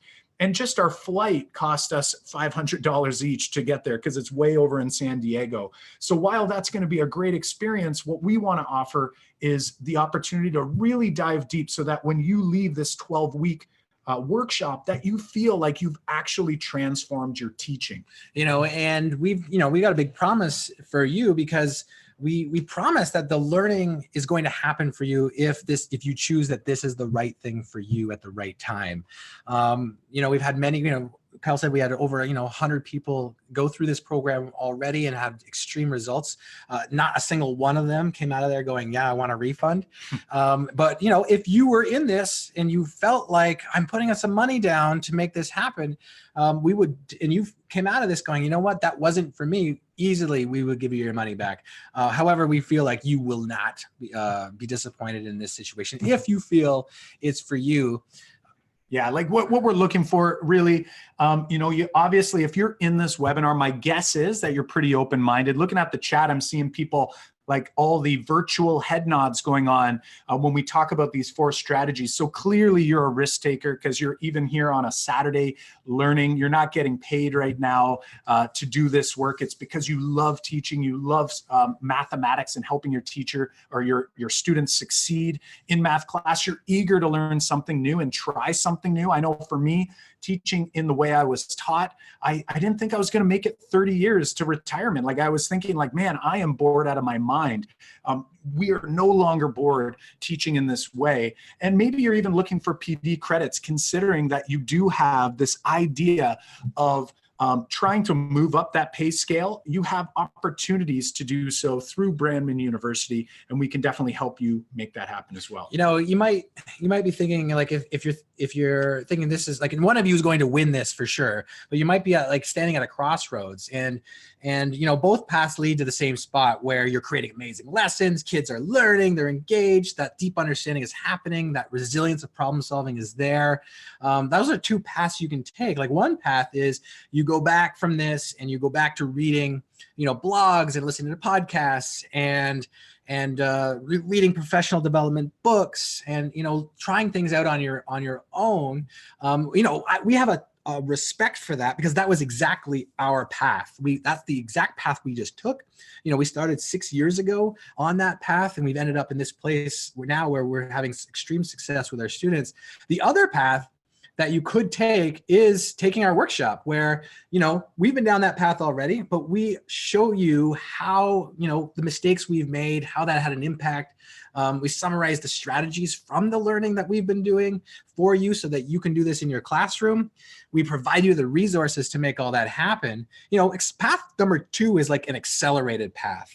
And so, you know, it's not for everybody, but if it is for you, then this might be a good option. And one of you is going to be with us, and we can't be more excited. Before we reveal who our winner is on this, we just want to show a couple quick bonuses that we've put together for the workshop. Like, you're going to get, when you enroll in this, you're going to get 30 plus reference guides. Like, we're giving you a couple on this webinar, which aren't included in that. There's like 30 plus more of summaries of all the learning that we've done that you could use in your classroom. You could share with other colleagues. So that's one of our bonuses. It helps save you time in the workshop. And then the other bonus that we're giving you is actually a digital planner in PDF form. And this thing is like, to us, the planner that we always wanted and could never find. So it incorporates not only how I can plan my math lessons, but also how I can create goals for myself, both professionally as well as personally. So you can kind of see in the screenshots the different breakdowns. We have things like tying in your learning goals and connections. Here we're just kind of flipping through the planner just a little bit here, but really tying everything together and really trying to make sure that a lot of the key concepts from the workshop are there daily for me to look at as I'm planning through my lessons. So this is definitely included. The other thing that is included as a bonus here, and again, thank you to Branding Camp for this, for those who register in the early bird phase, which means before February 1st, you'll actually get that 1 year free subscription, a $95 value from Branding Camp. The website or the registration is open till February 8th, but if you register before February 1st, Branding Camp is going to give you a 1 year license. They know that people who sign up for our workshop are difference makers, are moment makers with their students, and they know that you're going to benefit from this tool, and they can't wait to. I'm just going to jump in here, Kyle. I was just reading the comments, and Michael Rubin, he's in the chat box. He's in this webinar right now, and he said, you know, he just signed up yesterday for the workshop. So, Michael, if you're listening to this, remember we sent you that personalized message, and we definitely want to say we're looking forward again to working with you. Moving back on to, we're just about, I think we're ready. Kyle, you ready to award this winner? We're pretty ready. Let's talk a little bit here about kind of, again, that link is back up on the screen. It's actually up in 2 spots. So if you don't see it the first time, you'll see it the second time. I'm looking, I see my email notifications. Tons of people have grabbed the resources, which is great. We actually had a couple people actually decide to go into the workshop while we're talking, which is awesome and amazing. But for you, hit that next steps link to make sure you grab those resources, whether you decide to get that kind of expedited version through the workshop. Awesome. If not, and you want to go that alone, our websites are there. They're all for you to grab, ask us questions along the way, stay connected with us. And I'm sure we'll have some other PD sessions coming real soon. We got to end soon because we have gone 10 minutes overtime. We said 75 minutes in your email. We're 10 minutes. Actually, what? 6 minutes. 6. There you go. We're good. Okay. Don't trust it's still my math. overtime. Yeah, we're still overtime. So here we go. Kyle's going to scroll and we're going to pick one. We're going to scroll. So remember the winner here gets entry into the online workshop. Who's picking? Here we go. Is it your turn? It's my turn. All right. It's John's turn. I'm scrolling. Here we go. I'm scrolling. Here we go. Go. What am I at? JB. My biggest takeaway is and has been avoiding the rush to the algorithm. I was taught the basic take up homework, lesson that gives the steps to the next idea, homework questions, repeat. That's how I started my teaching career too. Sounds like us. Because it was easy for me. Absolutely easier. If you want an easy way to do it that way. If you want to like make it memorable for you and your students, yeah, we've got to work on this together. Absolutely. I have since realized that how much more beneficial it is for students to struggle with things for a bit and how much more they learn through the struggle. Thanks for taking the time to share all of your great ideas with us. Awesome. JB, email us. That down. Email us and we will get you a link. We'll even do it today, and therefore you can register today and get early access into the workshop. So thank you. Thank you to all of you who have made comments here today. We're going to read all of them after we end here, because we enjoy getting that feedback and hearing what you guys thought was interesting. We have a number of Q&A questions that we're going to answer. So we are saying your next step is get over to makemathmoments.com/next steps. You go there, you can get the download links from all of the resources and all the tasks we shared here today, plus info about the workshop. So if you want to stick around for the Q&A, stick around. We'll answer all of them. As we said last time, we were here for another hour just answering questions and chatting. But if that's good for you, we will see you another time. And thank you for joining us here today. We'll catch us through some emails and listen to our podcast. You hear us talk regularly, unless you've heard enough of us talk. Yeah, maybe you have. Maybe they're like, enjoy the rest of your weekend, and we will talk to you later. All right, let's pick a couple of these here. We've got Michael is asking, how do you encourage other maybe more reluctant teachers? It just popped away. There we go. To try sparking curiosity and making moments that matter with their students. I'm interested in finding colleagues to collaborate with. This is great, Michael. Yeah. I'll say, I'm sure we'll both have something to add here. For me, when I started this early on, when you hit that and get that epiphany, which it sounds like you have, like you've already opted in and you've actually joined us and you're going to be in the workshop in the coming weeks, which is amazing. We're so excited. You've had that epiphany. My one I guess caution would be is trying to shove it down other people's throat. That's kind of how maybe I approached it initially. It's trying to figure out like what sort of moves can you make, like, and we call them mentoring moves. I cited Jim Strachan in our last webinar we did, and I'm bringing him up again because he has some great really, he's just like the master of coaching and mentorship, and really trying to find a way to figure out like where are your colleagues and trying to empathize with where they are and try to figure out like where's the gap. So you're at this place, we're all on a learning journey, just like that graphic at the beginning of the webinar. Everyone's at a different place. You have to sort of put yourself in their shoes. How do you help them take that next step without dragging them by the collar, which is, I think, what we naturally want to do, because it's like we're excited. We think everybody else should be excited about it. And it's just a really big challenge. John, I don't know if you have anything to add to that. I don't have much more to add. That's pretty good. I think maybe like a quick tip would be take baby steps. Like, I work with teachers on a regular, in my department, and it's been baby steps. It's not going to happen overnight. Like the transformations, like you've been tweeting to us back since before Christmas. Yeah, for sure. And I even remember one of the things you said is that you had gone through like hours of just learning, and we're like, this is for me. And we've made the transformation not as quickly as seems to be. Like you made this switch. It took us 6 years to kind of get where we are now, and that was after we decided we wanted to make a switch. And so I think baby steps it's small increments of suggestions of here's a lesson that I've tried. You want to give that a shot? And I think keeping that friendship, that bond open between the two of you can go a long way. Like I'm still making baby steps with all of my department members in my and it's a slow going process. So I think keeping that in mind and taking the small wins when you can go a long way. And so I think making teachers feel comfortable about a small change can be great, and we're celebrating those little wins. Yeah, awesome. So thanks so much, Michael. Looking forward to learning with you in the coming weeks there. Awesome. Leslie's saying, do you offer the online course over the summer? Currently, no. Right now, we just have it running spring and fall, but we do have ideas in mind of how this is going to work. So, John, what do you think? So right now, this session will open, we start February 11th. Registration will close February 8th. And it runs from the 11th to May 3rd. And I believe right now, I'm not sure, but we have to talk with Grassroots Workshops, who's hosting it. But there's talk of extending a few more weeks, like another month, I think. Yeah, to give you opportunity to do it into the summer. So we can definitely approach that with Grassroots. Right now it ends May 3rd, but we've definitely been talking about extending. I'm not sure if it happens this time or next year. Yeah, and Leslie, if you're really interested in doing it for this summer, shoot us an email, let us know your situation, and then we'll do our best to make it happen. I think it'll be. There was another comment in the chat box earlier about whether this was a live workshop like it is here and whether it was taped, and so it's not a live. We've pre-recorded everything. We've given you the lessons, which means it's like a learn at your own pace model. So there's many teachers that kind of binge do it and week to week, and there's some teachers that kind of stretch it out over the 12 weeks.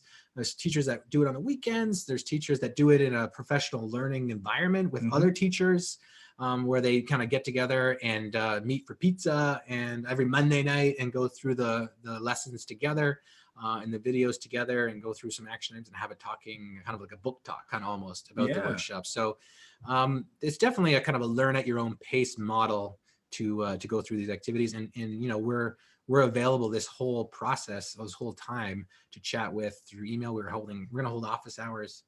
Every week. We were thinking every week or every 2 weeks this time, and it'll be kind of this style, except what, you know, you'll have your mic on too, so we can, you know, have like actual discussions. You know, also with the podcast, we've been bringing people on for what we call mentoring moments.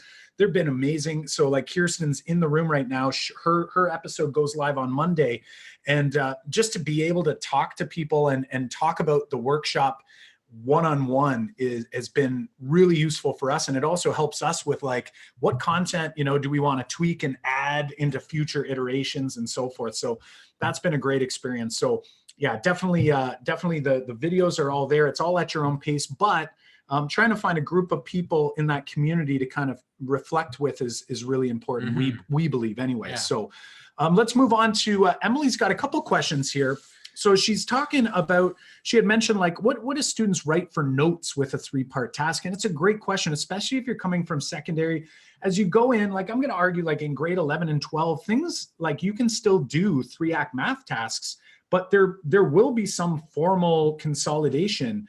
And there has to be a formal consolidation where students are doing something to do their reflecting. So for me in a grade 9 and 10 class, I'm picturing my reflection having students coming around, and I'm using student work through the consolidation practices of the 5 practices for orchestrating productive discussions in mathematics. And then after that, you give students time to reflect, to journal, to jot down what they feel is important. And then you can have that like another share out time. And that's where you can build maybe an anchor chart or what we call that note. And again, that's going to look, you know, different depending on the grade levels. But what you're going to find is that students are going to start looking at math class is less about getting that 6-page note all in my book so I can memorize it before a test, and more about every time I sit in class, my teacher's assessing me through observations, conversations, and student product. So that means I'm not just doing a test, one and done, or a quiz midway through a unit and then a test. We're giving them this opportunity to problem solve, and I'm assessing using standard-based grading, which we do discuss in depth in the workshop. So great questions. Your second question was about this idea of like, what do you do when, you know, let's say in a building, like if you're having this issue with like some kids going, we did this lesson last year, because a lot of people are like, are clearly transforming their teaching at your school. That does happen. I was working with a good colleague, my good colleague and friend, Craig Guthrie. He taught grade 8, I taught grade 9.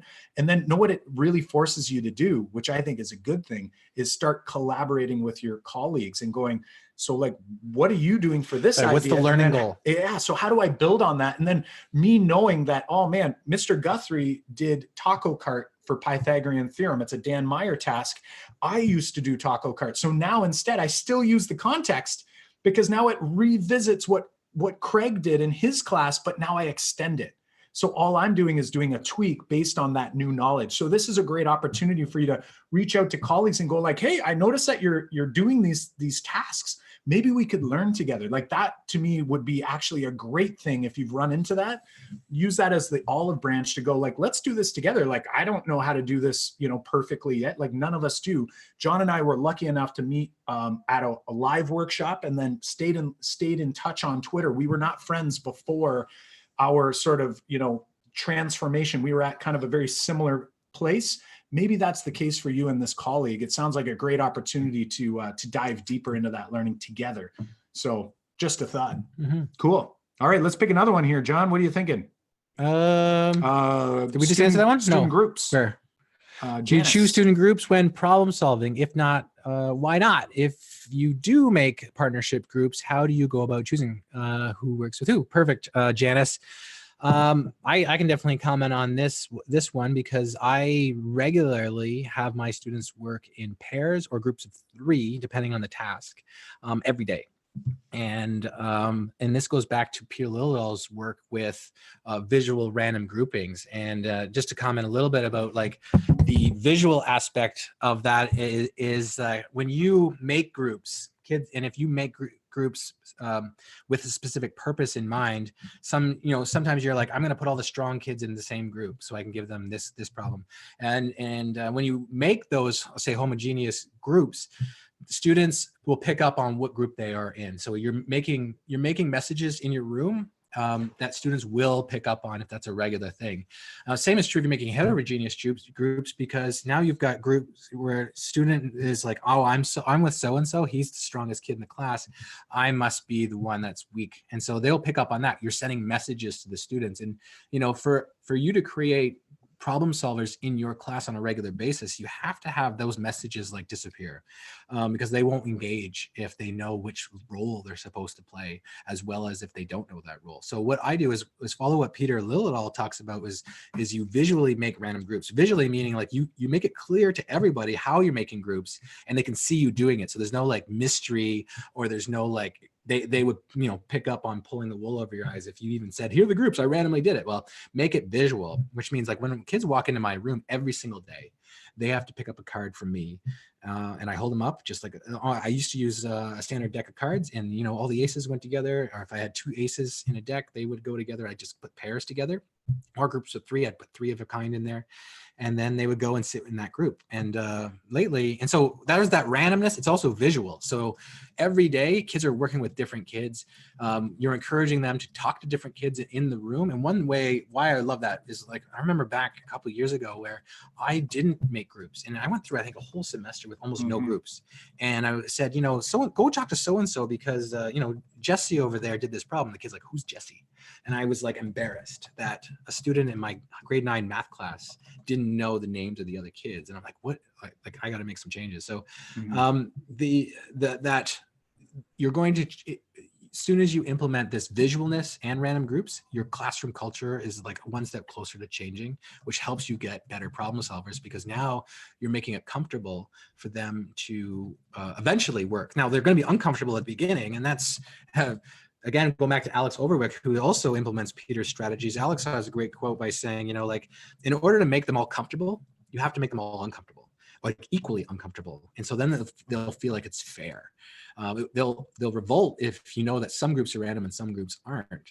But if everyone's uncomfortable at the same time, everyone becomes comfortable. If I'm working with so-and-so and, I don't know that person, but I also have comfort that so-and-so over there is working with someone they don't know. So we're all in the same boat together. Eventually, if you do this repeatedly day after day, your classroom will change. And it's changed for me for the last 3 years I've been doing it. So that's the way I make groups, and I purposely do it for those reasons.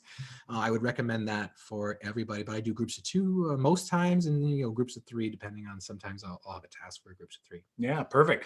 How long does it take to receive the templates? Should be immediate. It should be immediate, but check your spam, spam folders, or your. If it's a district email you signed up with, right. Sometimes districts will block them. Yeah. Worst case, reply to us, admin@makemathmoments.com. Yeah, if it doesn't come through, we'll manually send you an email. But check those junk mail folders first. Sometimes they're just living right in there. Absolutely. Another one here, Corey, he says, what animation tool is that? You have Apple Keynote. So Keynote is like PowerPoint for Apple devices. So you can run it on Macs, on iPads? MacBook Pros, on iPads, even on your iPhone. And it's actually on your iPhone, you can actually use the Keynote remote app, which is built into Keynote. And we actually, when we're presenting live, we're actually like, our slides appear on our screen, and we can actually use this as our clicker, which has completely changed, the way we present. Because if you ever, have one of those sort of brain blips, and I look down, I can see the next slide, and it kind of just gets me back on track. So Apple Keynote, it's the reason I own a Mac. And really, without Apple Keynote, well, now I love Macs, but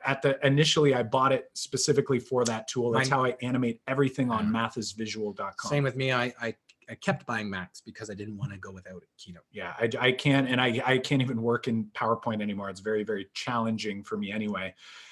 So we've got a few more here. I thought, Corey says, could you include when and how frequent you use formative assessment? My admin is not recognizing when I incorporate, and through a conference told me I need to have formative assessment each class period. Yeah. This one's good. Like I would say, I agree that every class period, it's just whether it's formal or not, right, is the caveat. Yeah, like teachers would ask us, like, when are you doing formative assessment, like you've just done? And my answer is I do it every day. And how, like what Kyle said, is how that looks might be different. And formative assessment for me is information. Like Robert Kaplinski shared a nice quote on his Facebook page. I think he was quoting someone else. Bob Stake, I think, is another person that said, formative assessment or summative assessment is when the customer tastes the customer from a restaurant tastes the soup, where formative assessment is where the chef tastes the soup. And so for me, it's why I'm doing formative assessment every single day, is because when you're teaching through task, like one of the strategies you're gathering information that helps you understand who the student is and their abilities, and helps you push that student along that pathway that we talked about. And that's formative assessment for me. Like formative assessment is only, in my opinion, information that helps you help that student. Yeah. So it can take the form of a quiz, because you could give them a quiz and you get information from that quiz to help them on the next step. If you give them a test, and then you take that test and you put it in your mark book, and that stays there forever, no longer is that formative assessment, because that mark, you're lumping it in there. You're saying that's what they're evaluating. That's summative. If you don't use that mark to help you help them, then that's a summative assessment. So we always say we're doing it every day, because every day you're gathering information from students. So how do you track that is probably the next logical question. And sometimes that's just verbal. Sometimes that's just the observations. That could be anecdotal. Like it can be anecdotal. John's using Fresh Grade. We used to use spreadsheets. Yeah. You could check out on his blog, if you go to mror-isageek.com and just in the search bar type in Fresh Grade. Yep. You could learn all about that process. Like that's another can of worms, but we do talk about assessment specifically in the workshop. And some other things you might consider. I saw Michael in the chat had said, like exit tickets is a great opportunity, right? So that's formative assessment. Like where are we at? Knowledge Hook, which was one of our prizes, is how John and I used to in the class incorporate purposeful practice, but also formative assessment. And here's the caveat though, like again, it's not formative unless if the kid shows you that they know more today than they did yesterday, that should impact your evaluation practices, right? So that should actually impact what's going on here. So if a student did a quiz yesterday, does it make sense if today they've clearly articulated the learning that maybe they couldn't clearly articulate yesterday? And for us, and in Ontario specifically, where our curriculum says by the end of this course, we always are pushing for that growth mindset. We're giving students those opportunities. We're not suggesting that, there's no timelines on anything. We want students to have that organization and so forth. But the reality is, if we want kids to stick with us in math class, they have to know that everything they do can impact the mark that we're putting on them. And in that workshop, our online workshop, we talk about using assessment for learning, not for labeling. And that's the big piece. I used to label kids because that test meant they were a this. It gave them no motivation to try to get better. So big can of worms, but I hope that helps you like with your thinking, and maybe might open up a discussion to have with your colleagues and your administrator just on, what that could look like or sound like. Let's go to a couple here. I'm just going to kind of go random down. Right. We've got, we've got Chris? like the question with Chris here about experiencing rich tasks, like how often and like, how often do we need direct teaching and practicing these skills with to prevent frustration? You want to do more rich tasks, but you think they still need time to build skills. How much productive struggle before you become the hero? And it's a great question. And he said, finding balance seems vital, and that's totally true. Like balance is the idea. And I think it's not this will work every single time situation. So it's like, we're not like, if you think of like, what is the right what is the right the balance? If we told you like you need to do 30% this and 40% that, like that would be incorrect. Like think about, because now we're looking at one dot on the screen exactly. again, right? All we're doing is giving you step-by-step set of instructions to do something that's so complex that it can't work that way. But finding that balance is something that you have to kind of try and balance yourself. For me, in my grade 9 applied level math class, I always start tasks to get my students into big idea topics. And so we can bring out preconceived notions, ideas, and then from there, we consolidate, say at the end of the lesson, some learning goals that I've picked out in advance. And we can summarize some strategies that we built on that day that I will pick out in advance. And then usually I budget, 40 minutes for that in my classroom, which is 75 minutes. And in the remaining time, I do practice. And I have practice structures set up so that it's not just the boring old worksheet now. We do some kind of like game-like formats with some of our practice. We do a variety of different ways to practice, and you can learn from that in probably either of our web pages. But that might look like one day, but then the next day might be more practice and less task. So it's hard to say do this, and this, and you'll be okay. Yeah, during the planning module 5 and module 6, when we start to get into that igniting your next move, we go into this idea of before moves, during moves, like during the lesson, and then after moves. And one of these after moves is what we call proceeding as planned or pivoting your plan. And that's where you come into the fork in the road where you go, okay, like based on what happened today, what's tomorrow going to look like? And if it was a disaster today and you consolidated the learning, but it like kids still aren't there, then tomorrow might not be a rich task. It might be a practice day. Like it might be a day where we got to go deeper. And maybe it's going to be, you working in small groups, which is kind of like not common in a secondary class, but can be super effective if you kind of create some sort of activity and purposeful practice for those students to engage in. And then you get to work with individual groups or small groups to do some more of that guided math. That could be really, really helpful. And I want to explicitly call out the piece about the direct instruction. Direct instruction for us happens at the end during the consolidation. So like the kids are doing the productive struggle, and then we take their work, we select and sequence using the 5 practices, and we sequence using, maybe it's through most accessible, through least accessible, or maybe it's through models, mathematical models. There's different ways we can select and sequence. And then at that consolidation phase, students are sharing out their strategies, and then that's my opportunity to share my thinking. That's where I get to be the direct instructor. That's where I get to be, like you said, like when do I get to be the hero? In the consolidation, after kids have shared out their thinking, I always like to do the tying of those loose ends, because like John mentioned earlier in the webinar, there's a percentage of students who are like, they got it. They totally get the point of why you picked that task and why this consolidation looks the way it does. There's other kids that don't.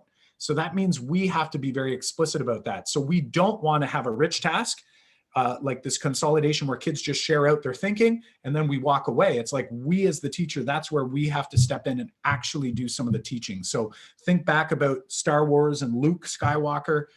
It's not always going to be Luke being the hero right to the end. The student is not going to be necessarily the hero to the end. If we can get them to the consolidation, and then you can help push their thinking further. We want every kid in that class to learn something new. Some of those kids are going to get that consolidation and come with an answer because they already knew that stuff. So what can I do to push that kid's thinking further? So these are things to think about, big ideas, but we definitely go deeper into them in the workshop. So great question. Thanks so much for sharing. You're up, John. Where are we going next? No, I just had one. I don't know where it went. Maybe that was the one. Which one did we just? Who were we just talking to? Random. I just got rid of it. Was it Corey? I think. Yeah, might have been. I'll answer one while you're talking. Okay. Someone was asking, I can't remember who it was, about whether the workshop in the spring, the one that we're open for registration right now, if it's the same workshop as in the fall. And the answer is yes. We do have ideas on what the part 2 of the workshop could look like to dive even deeper for those who are interested. So it'd probably be more like a niche, like an even smaller group of people at the end who want to keep going deeper. But right now, yes, the fall and the spring are the same. So for those who have participated in it, it has the same content, but again, we'll be doing some of these face-to-face sessions as well. So Candace asked that, but also like, how do you do all these videos? I believed, is that mean like, I wonder time or technical aspects? I'm not sure. Well, let's hit it from a couple angles. Yeah. Like, this is all we use for every video, whether it's the a three-act math task or whether it's the videos for our course. Actually, right behind us, or in front of us, I suppose, behind you, is a tripod that we use, and we use a green screen. That's actually not my kitchen. That's actually a green screen back there, and it's just a towel. There's a whiteboard over there. Basically, material. I just bought it on Amazon, but we used to use just Bristol board paper up on the wall. We just bought some cheap lights on Amazon, $200. Cheap tripod I got off Kijiji or Craigslist if you're in the US, or whatever you have wherever you are, and that really is it. And a good microphone. This is all we do when we're recording our instructional videos. But for 3-act math, just a phone. Straight up phone, usually in my hand, unless I'm in the video where I have to put it on a tripod, and then that's it. You could do a lot of cutting straight up on your phone. You know, we edit them in either an iMovie, which comes with any Mac or iPad, and sometimes we need more power. We use Final Cut Pro, which is a paid product through Mac. So I hope that answers Candace's question. And keep in mind, there's tons of tasks out there. We have a search engine, makemathmoments.com/find. makemathmoments.com/find. It's like a custom Google search engine. If you just go to makemathmoments.com, you'll see it up in the address, or in the search bar. What the heck do we call it? Navigation bar. Okay. You can click to it and you can search for tests. There's hundreds and hundreds of them out there. So that search bar is there to search over 200 teacher websites. That will try to help you find what you're looking for, because why recreate the wheel unless you find passion in doing so? And if you do, great, go for it. I think we'll jump to T. Skinner, who says, how do you suggest using manipulatives with the strategies you've shared?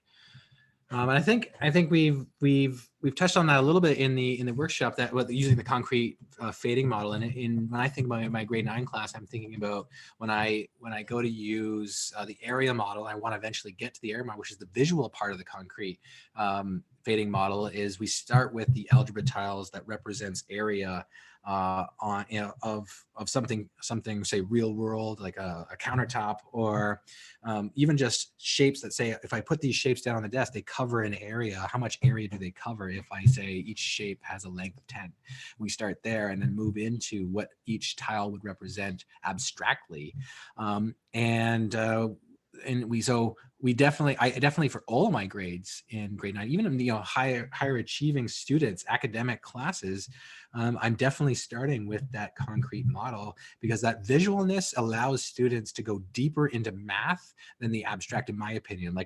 Because of using algebra tiles to start with, even for grade 10 academic students who are on the pathway towards university, we can use that plus the visual model of drawing the area model, like Kyle's showing you here. Like, these should be X's instead of 10s, and you're filling in that area model.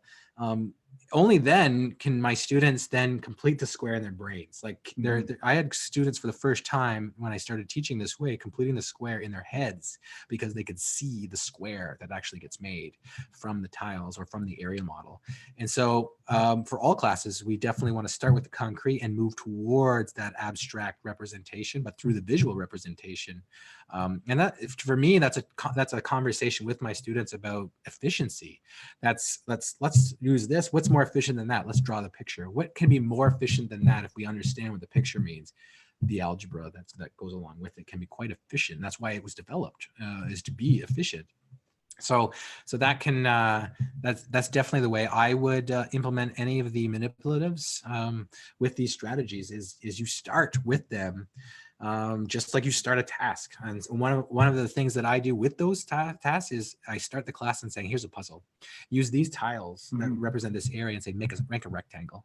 And that's it. And the whole that whole class is about just making rectangles. And by the end, we've written dimensions of rectangles, which ends up being factoring. We've just factored these complex expressions through a puzzle-like format, which is like teaching through tests. Let them come up with the strategies on how to find those dimensions of a rectangle. And therefore you don't have to pre-teach all of these rules about factoring. They come up with them themselves. Like when you see, I've just been kind of slowly scrolling through, like we have hundreds of slides in these webinars and we're jumping around. You probably don't realize this, but even when we present live, we have lots of extra slides there, depending on where the conversation goes, kind of where, if John's talking about something, I'll change the slide to kind of fit what he's talking about. So we didn't get to a lot of these pieces here. So I'm glad you asked, but really, if you look at a kid in Ontario anyway, a kid in grade 5 who's discovering the standard algorithm for multiplication. And when they come to realize down the road in grade 10, when that standard algorithm for multiplication is exactly the same as expanding binomials. And when you look at that and you start to see the base 10 blocks are like a precursor, those models with legs, those tools with legs, when I see that as a precursor for the algebra and for quadratics and for us to factor, like you start to realize that, oh my gosh, like I taught for years just teaching kids this thing called sum and product to factor, when really what I could have been doing, and I taught them FOIL for expanding, which would be like multiplying. Here we're dealing in base X. It's not base 10 blocks, it's base X blocks. And we could factor just as easily as we could have multiplied back in grade 5. So for our grade 5 teachers or our teachers in elementary who are teaching double-digit multiplication, that model is not just for kids with multiplication, it's also for multiplying binomials later. But if we're not using those tools and giving them the ability to use them and see them as tools in our back pocket, then we totally lose that ability to give kids that all access pass and that, being more Prince, that idea of tools for thinking and tools for representing. So thank you for that question. That was a great one. Yeah. And that was T. Skinner. T. Skinner saying, thank you. He's got algebra tiles. It clarifies. Awesome. So before algebra tiles, go back to the base 10, make sure they can multiply very well in base 10, double digit, even triple digit, and then go to the area model and then start pulling out the algebra. And then it's sort of like guess, like and predict what this means. That's still how I do it in grade 12 advanced functions. Yep. You got to start from scratch. We go back and try to relearn how to multiply binomials so that the area model there makes sense for them, because most of them were told FOIL and that distributive property. And when we go to show them the area model way to factor, the way to divide along, polynomials, they would struggle with unless we went back and started at grade 5. Nice. We've got Katrin's mentioning about starting problem-based learning in the classroom, which is great. So teaching through task is sort of my interpretation there, but I know there's different variations of these models. I think there's variations there for sure. Yeah. So we, we would normally dig a little deeper there, but it says they're struggling to think for themselves. It's the culture of thinking rather than spoon feeding. I need to know how to cultivate. And hopefully some of those strategies today will get you thinking, but again, maybe you want to do some deeper diving on our websites or other sites or join with us in the workshop. But That'd be a great I think the big idea, if you're going to use the 4 strategies from today, is consistency. Like that it's not going to be an overnight fix. It's going to be a year-long fix. Right. And I can't go spoon feeding one day and then it's like, my son, otherwise they'll just expect you to spoon feed them. Right. My son, has been potty training for, it seems like the longest time, but if every other night we're putting a diaper on him, then he's going to be confused. Right. So if one day we're spoon feeding, because like, I don't want to let go of that traditional, me teaching and pre-teaching and all of those things. If I don't let go of that, I can't cultivate that culture. But there's also all of those intricacies in between, like all of those really specific and nuances that, you might not see. So team up with a colleague, try to get somebody on the same page, say, listen, I want to do this. I'm not sure how to do it, as effectively as I'd like to. Maybe we can do this together.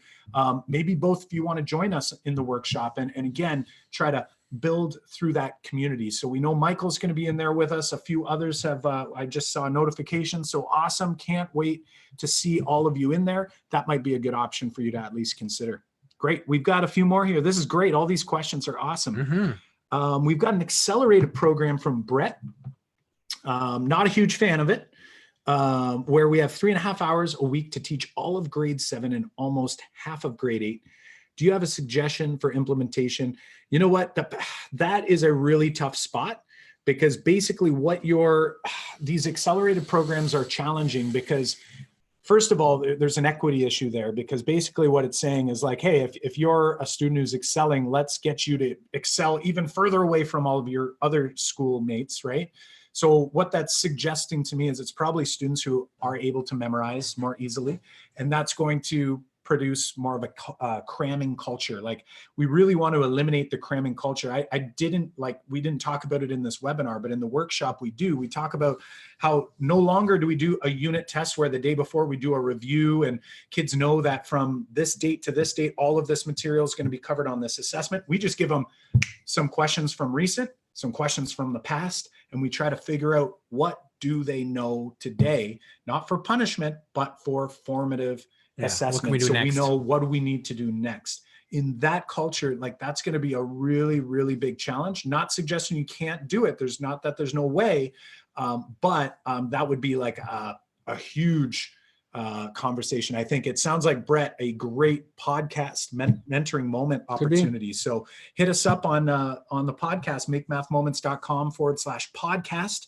Hit the mentoring moment link, fire that in there, and we'd love to bring you on and dive in for like a nice hour-long conversation to see if we can try to find some solutions there. So sorry if that doesn't give you much meat on that one, but that one is that's a giant beast for sure.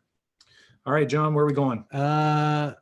Let's just answer some of these smaller ones. It's like, will you guys be doing this webinar again? Yes, we are doing this exact one tomorrow at I believe the morning. I believe we are doing 11 a.m. tomorrow morning. We are doing this exact webinar.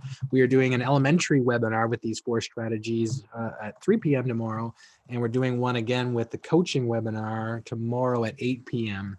Will we have future webinars, some months down the road? Probably. We are planning it to do it. We don't have a set date on those yet, but we have some future webinars. Yeah, actually, we do have one in the works through the Ohio. It's Lisa, and she's on the executive from the Ohio chapter of the National Council of Teachers of Mathematics, NCTM. On February 5th, we're going to be doing a webinar. So it'll likely be with a similar, probably a similar spin, unless we decide otherwise with Lisa. But that would be an open invite sort of webinar as well. But in the future, we'll definitely be doing them. Just don't have much plans other than that at this specific point. Mm-hmm. Someone else was asking about where the resources are. I just put them in the chat and back up on the screen, makemathmoments.com/next steps. The planning book looks amazing. Is it only available through the workshop? That's true. And a great question, John. Yeah, it's only for workshop participants. Most of the learning we have goes into the to the document itself. So some of it might not, if you had a copy of it, some of it might not make a ton of sense because of the learning that we do in the workshop itself. So right now only open to workshop participants. It's as a bonus. Yeah, we're thinking about putting it up as a resource that people can purchase. But right now we're just we want to make sure people get the most out of it, and we know that like many of the things directly link to pieces from the workshop. So that's really the only reason why we kind of have it tucked away in there right now. But we think it'll be a super helpful tool. So thanks so much there, Anna. Any advice for breaking out of an old culture to this new culture? Many students have been told for a long time, whether by marks, teachers, parents, etc., that they're not good at math or not math people. How do you help transition them out of this negative math mindset? I think it goes back to consistency and starting. Like I find the most success is when I start on day one with messages that start with a random grouping on day one. Talk about why you're doing it, being open about the moves you're making as a teacher. I definitely have talks about growth mindset in there, how we're going to assess, like make sure your assessment policy matches what you are doing in the room. By that, like if you're telling them that growth makes a difference and you're still putting marks in a mark book that doesn't fluctuate, then you're not really telling them, with your actions, you're not showing them that growth actually matters. So your brain can grow, but your mark cannot. And so if you start like that on day one, those students will we'll adapt to that over time, you know, and talk with parents too, because, you know, having that discussion with parents can help change their mindsets around that mark-driven number instead of the, you know, growth learning model. Some of this, there was another question there, which was the one I was trying to find earlier, was somebody was asking about, you know, what about those students who resist, you know, this idea of struggling through problems when they're used to being really successful with the just tell me the algorithm, you know, like, are you talking about like these 90+ students who have had a lot of success memorizing and reproducing that on tests and doing all the homework questions quickly? And, you know, I had a student a few years ago who struggled, you know, they'd rather just do that. And the one question that I saw in the Q&A box was like, how do you help them get over like how mad they are? Like, when will they ever stop being mad that you're making them think? And so there was a time where I had a student, one of my, you know, smartest, probably students, quickest students, mad at me the whole year about asking her to think on a regular basis and work with other people. She didn't want to work with other people on a regular basis. She just wanted to get that done. It was about getting it done instead of that learning. And, you know, what happened was she was mad at me most of the year. And then that student, I think there was a time near the end of the semester where I think she was, you know, solving problems in different ways than she was used to, solving the hard problems on, say, the assignments or in class. And, you know, she came back and thanked me later. And then the next year, she was my peer tutor in my class, who helped wrap the mindset for the new group of students coming in, sharing like where she went through and how to kind of like struggle through these problems, and it's going to make a difference. So she became a big proponent of that and became my peer tutor. Then I taught her in grade 12. Now she's at university right now. But, you know, like it could be a semester where they're mad at you. But, you know, I've had students come back and say, thank you for making me think. And I think that's worth it, because so often I was teaching without making anybody think. Absolutely. And that's something that I think is, you know, a hard culture to break as well. Like we talk about helping students become thinkers, but then also students who have known the game, and it's like, it's kind of scary for them. Like if I'm like the kid that I'm used to being the top of the class, always been the top of the class, but it's because my teachers allowed me to memorize everything and be faster than everyone. Now it's like, when I ask you to notice and wonder, I'm not ahead of everyone anymore. That field goes from like this down to like that. Like when we talk about lowering the floor, you're essentially bringing everybody that thinks they're up here, and whether they're nice people or not, in their mind, they feel superior because they're faster and they always can come up with the answers quick and they always have their hands up. It's just who they are. And we have to help them see that, you know what, there's like lots of really good thinkers in this classroom. They might not be as fast, or they might not know their math facts like you do, but we're here, and this is a culture of all of us trying to help one another to get better. So that does take time, but keeping at it and being consistent, I think, is huge.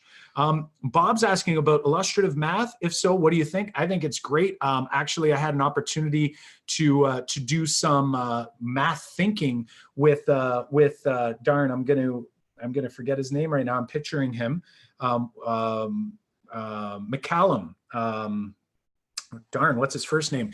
We were on a proportional reasoning summit with James Tanton and a lot of other people that helped to create the Common Core and write the Common Core as well. He's a big, I think he's a big piece of the illustrative math team. Lots of really good things going on in there, and that is all open, kind of an open resource. So definitely leverage that, and just be looking at tasks that you pull through the lens of the curiosity path of like, you know, is the floor low enough for my students? Because keeping in mind, a rich task is only as rich as what we do with it.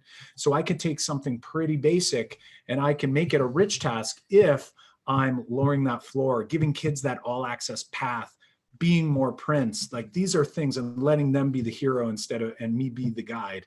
Those are things like, if I look through those lenses, it gives me a great jump start on tasks and tools I could be picking for my class.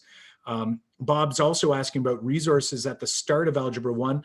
We don't like to kind of reference like at the start of anything because you could teach in different orders, but I'd argue like things in the proportional reasoning space is a great place to start to see what students know, where students are struggling. There's some great ones like Stacking Paper on my site. There's like the Fast Clapper.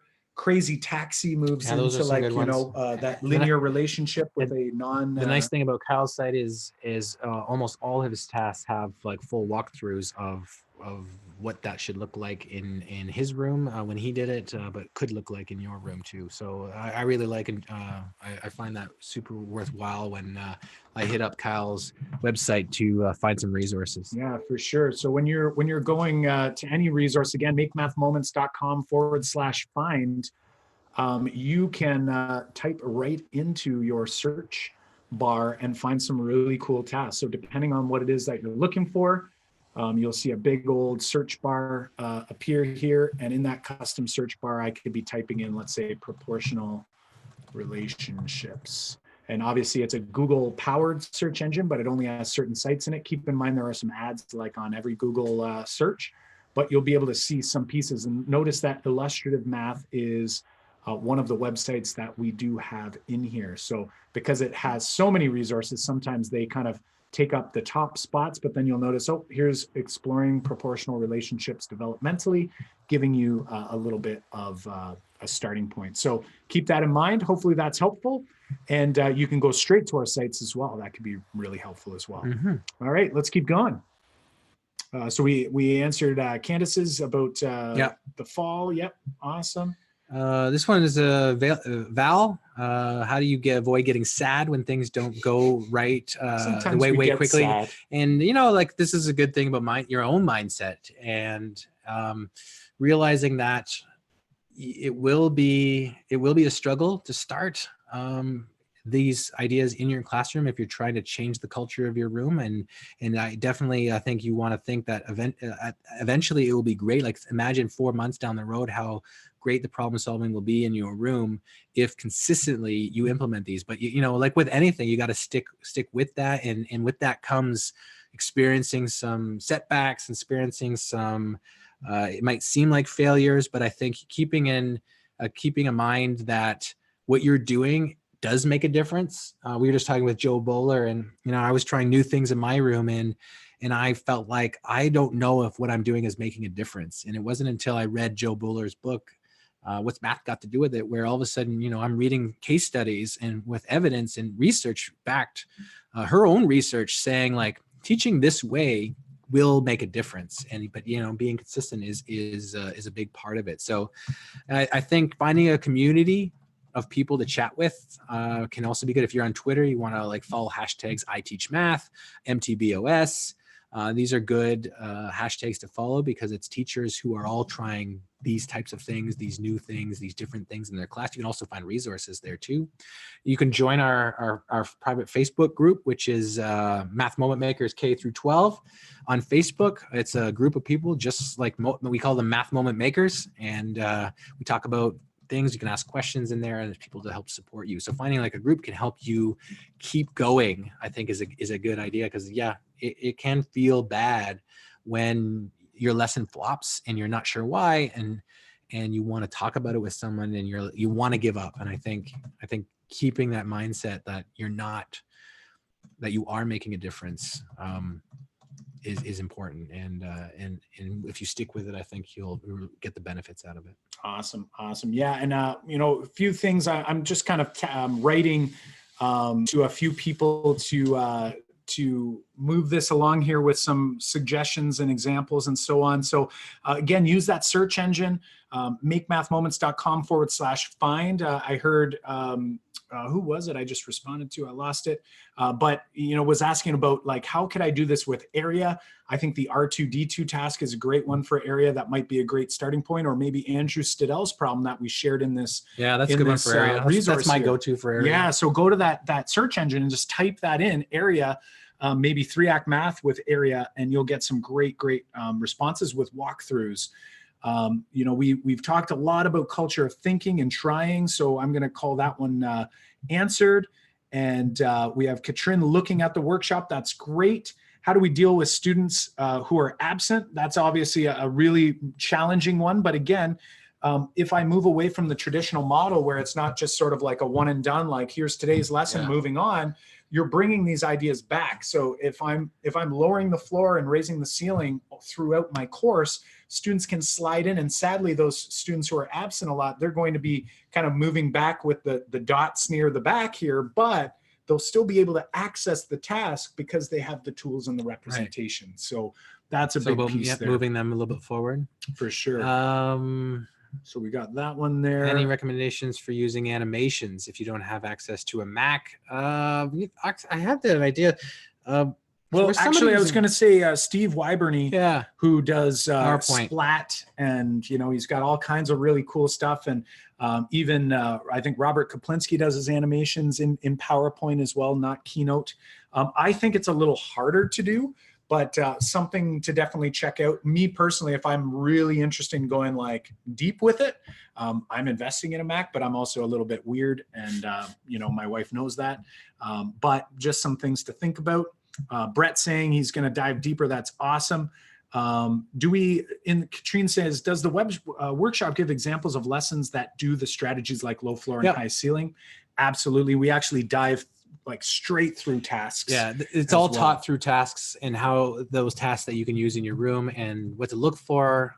So we teach the big ideas through tasks, kind of like we do with our own students. So many resources to use in your classroom. And I'll put in the chat as well as in the response to Katrin that we have a 4-lesson series. It's kind of like a mini series. It would be like a kind of like this webinar, just summarize some of these. There's a little bit of overlap between what we talked about today. But we go through like a whole patterning example in one of the lessons. But in the workshop, we actually take it from start to finish, specific examples. And then we also challenge you to try some and then share in the discussion board. So there's a lot of that kind of cross-pollination. So definitely check it out.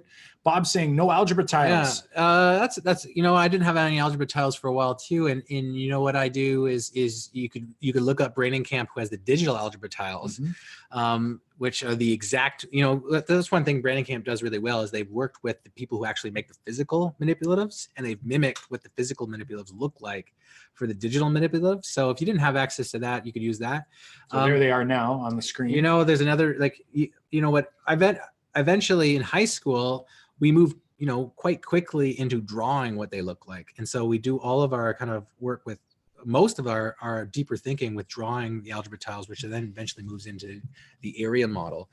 But yeah, I would recommend seeing if you can get your hands on some algebra tiles. I think you can look up algebra tiles on Spectrum, which is a site that has many math manipulatives. I've even known some teachers to buy very thin magnets, like sheets of magnets, and then cut them out, and then you can use them on your whiteboard, on whatever you have in your classroom, or a magnetic chalkboard, and then you can also create them using thick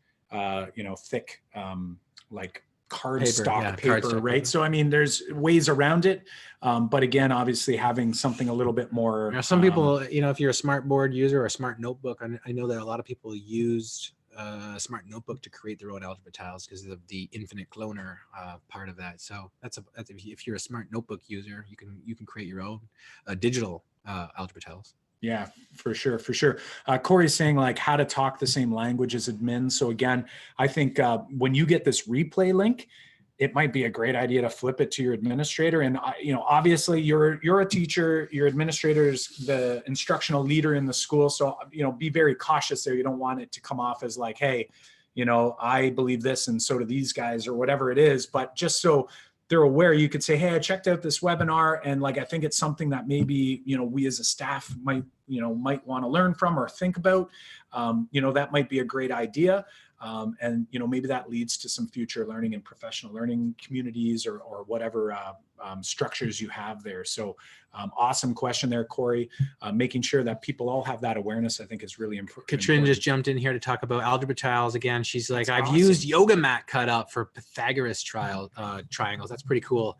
That's Love a great that idea. Yeah, I've got a yoga mat over there that we never use, and I'm like, might look good as an algebra Why tile aren't you there. using that? Yeah, my wife. One more. Yeah. All right, this last one here. This one is by hopefully not a phone number. No, but that maybe is it actually the webinar ID. Okay, so that was what they used for login. Yeah. Cool. Following you both for a couple years using 3-Act Math, creating math moments, saw a huge increase in student engagement this past semester. Not so much. So like you actually try to incorporate more of that problem solving thinking culture, VPN, vertical non-permanent surfaces, which is awesome. We didn't go deep into that today, but that's more in the workshop as well. 5 practices, spiraling random group, like lots of stuff going on there. But the group didn't respond as positively. Something that right away jumps into my mind is we always we have the curse of knowledge always against us. And what I mean by that is like when you started this initially, your group, you were probably learning alongside the group, trying to figure this thing out. Now that you've probably feel pretty confident with certain areas, I wonder if maybe, you're going in kind of knowing what you know and almost assuming those kids have been on that journey with you. That's something that we struggle with, whether it's the math content or even the structures of our class. So it sounds like you've incorporated even more things. So imagine if I'm a student coming in and it's sort of like, I'm spiraling the curriculum, I'm going to thinking classroom, I've always been, spoon-fed along the way. And it's like, you've got, boom, all this going on. Maybe they're just not seeing it, right? And that's a possibility. Obviously, we don't know your group, so we need to know, but maybe something to think about. John, anything else hopping into your mind there? Yeah, no, I think that information overload can be, if you notice that it's not being well as received as in the past, it might take a small, I don't want to say a step back, but I think reiterating, maybe having a talk of like why you're doing these things, talk about growth and giving that incentive to jump into task, setting that low floor. These strategies can make a difference. But I don't have much more to add to what you said. Yeah, like I'm big on it's. I got to make sure. Sometimes I think I try to proceduralize everything and. For example, I can think that I'm being curious because I'm using a 3-Act Math task, but then maybe I miss some of the curiosity path. Like for me, I just made this last week because I was going into a class and this was a problem. It was originally a standardized test problem. And I just turned it into a notice and wonder. And like here, it's like, I don't want to say irresistible, but it almost is irresistible to come up with a notice and wonder. So for me, when we're thinking about curiosity, it's really about like withholding that information, making it where it's not like obvious about where this thing's going to go, and really trying to elicit that from students. And sometimes kids can really hold their cards tight and they want to, maybe look cool because they're not into that. Like they don't want to, they don't want to put themselves in that awkward position of like coming out with a notice or wonder, what if I'm wrong? What if I, all of these things are fears that students have. So definitely you're going to have different classes, different personalities in the room. But something that I think you want to keep working towards and obviously reflecting on. So thank you so much for that question. And I want to say thank you to everybody in the room here. We still have 36 still hanging out to the end. An extra hour of Q&A. This has been awesome and super beneficial for us to be able to chat with you all about this. I hope you had a blast here like we did. We are ready to begin Saturday evening routine, which will probably involve a nice relaxing evening after a couple webinars tonight or this morning and yesterday, a beverage or two. We've been working on these all day. But the next step, make sure you get those resources, makemathmoments.com/next steps. Whatever you decide is best for you, whether it be going out and taking what you learned today and diving deeper independently or with colleagues at your school, stay in touch with us. If you want to come in and do that expedited route through the workshop, we'd love to have you. We'd welcome you with open arms. But I got to send out a personalized message as soon as we end up here. We got a person join our workshop while we've been talking to you. So beautiful. We'll be calling them up. We can't wait to do it. We will see you all, whether it's on Twitter, Facebook, or in that workshop. We can't wait to do some learning with you. So ready? Hey, let's do this. High fives for us. And high fives for you.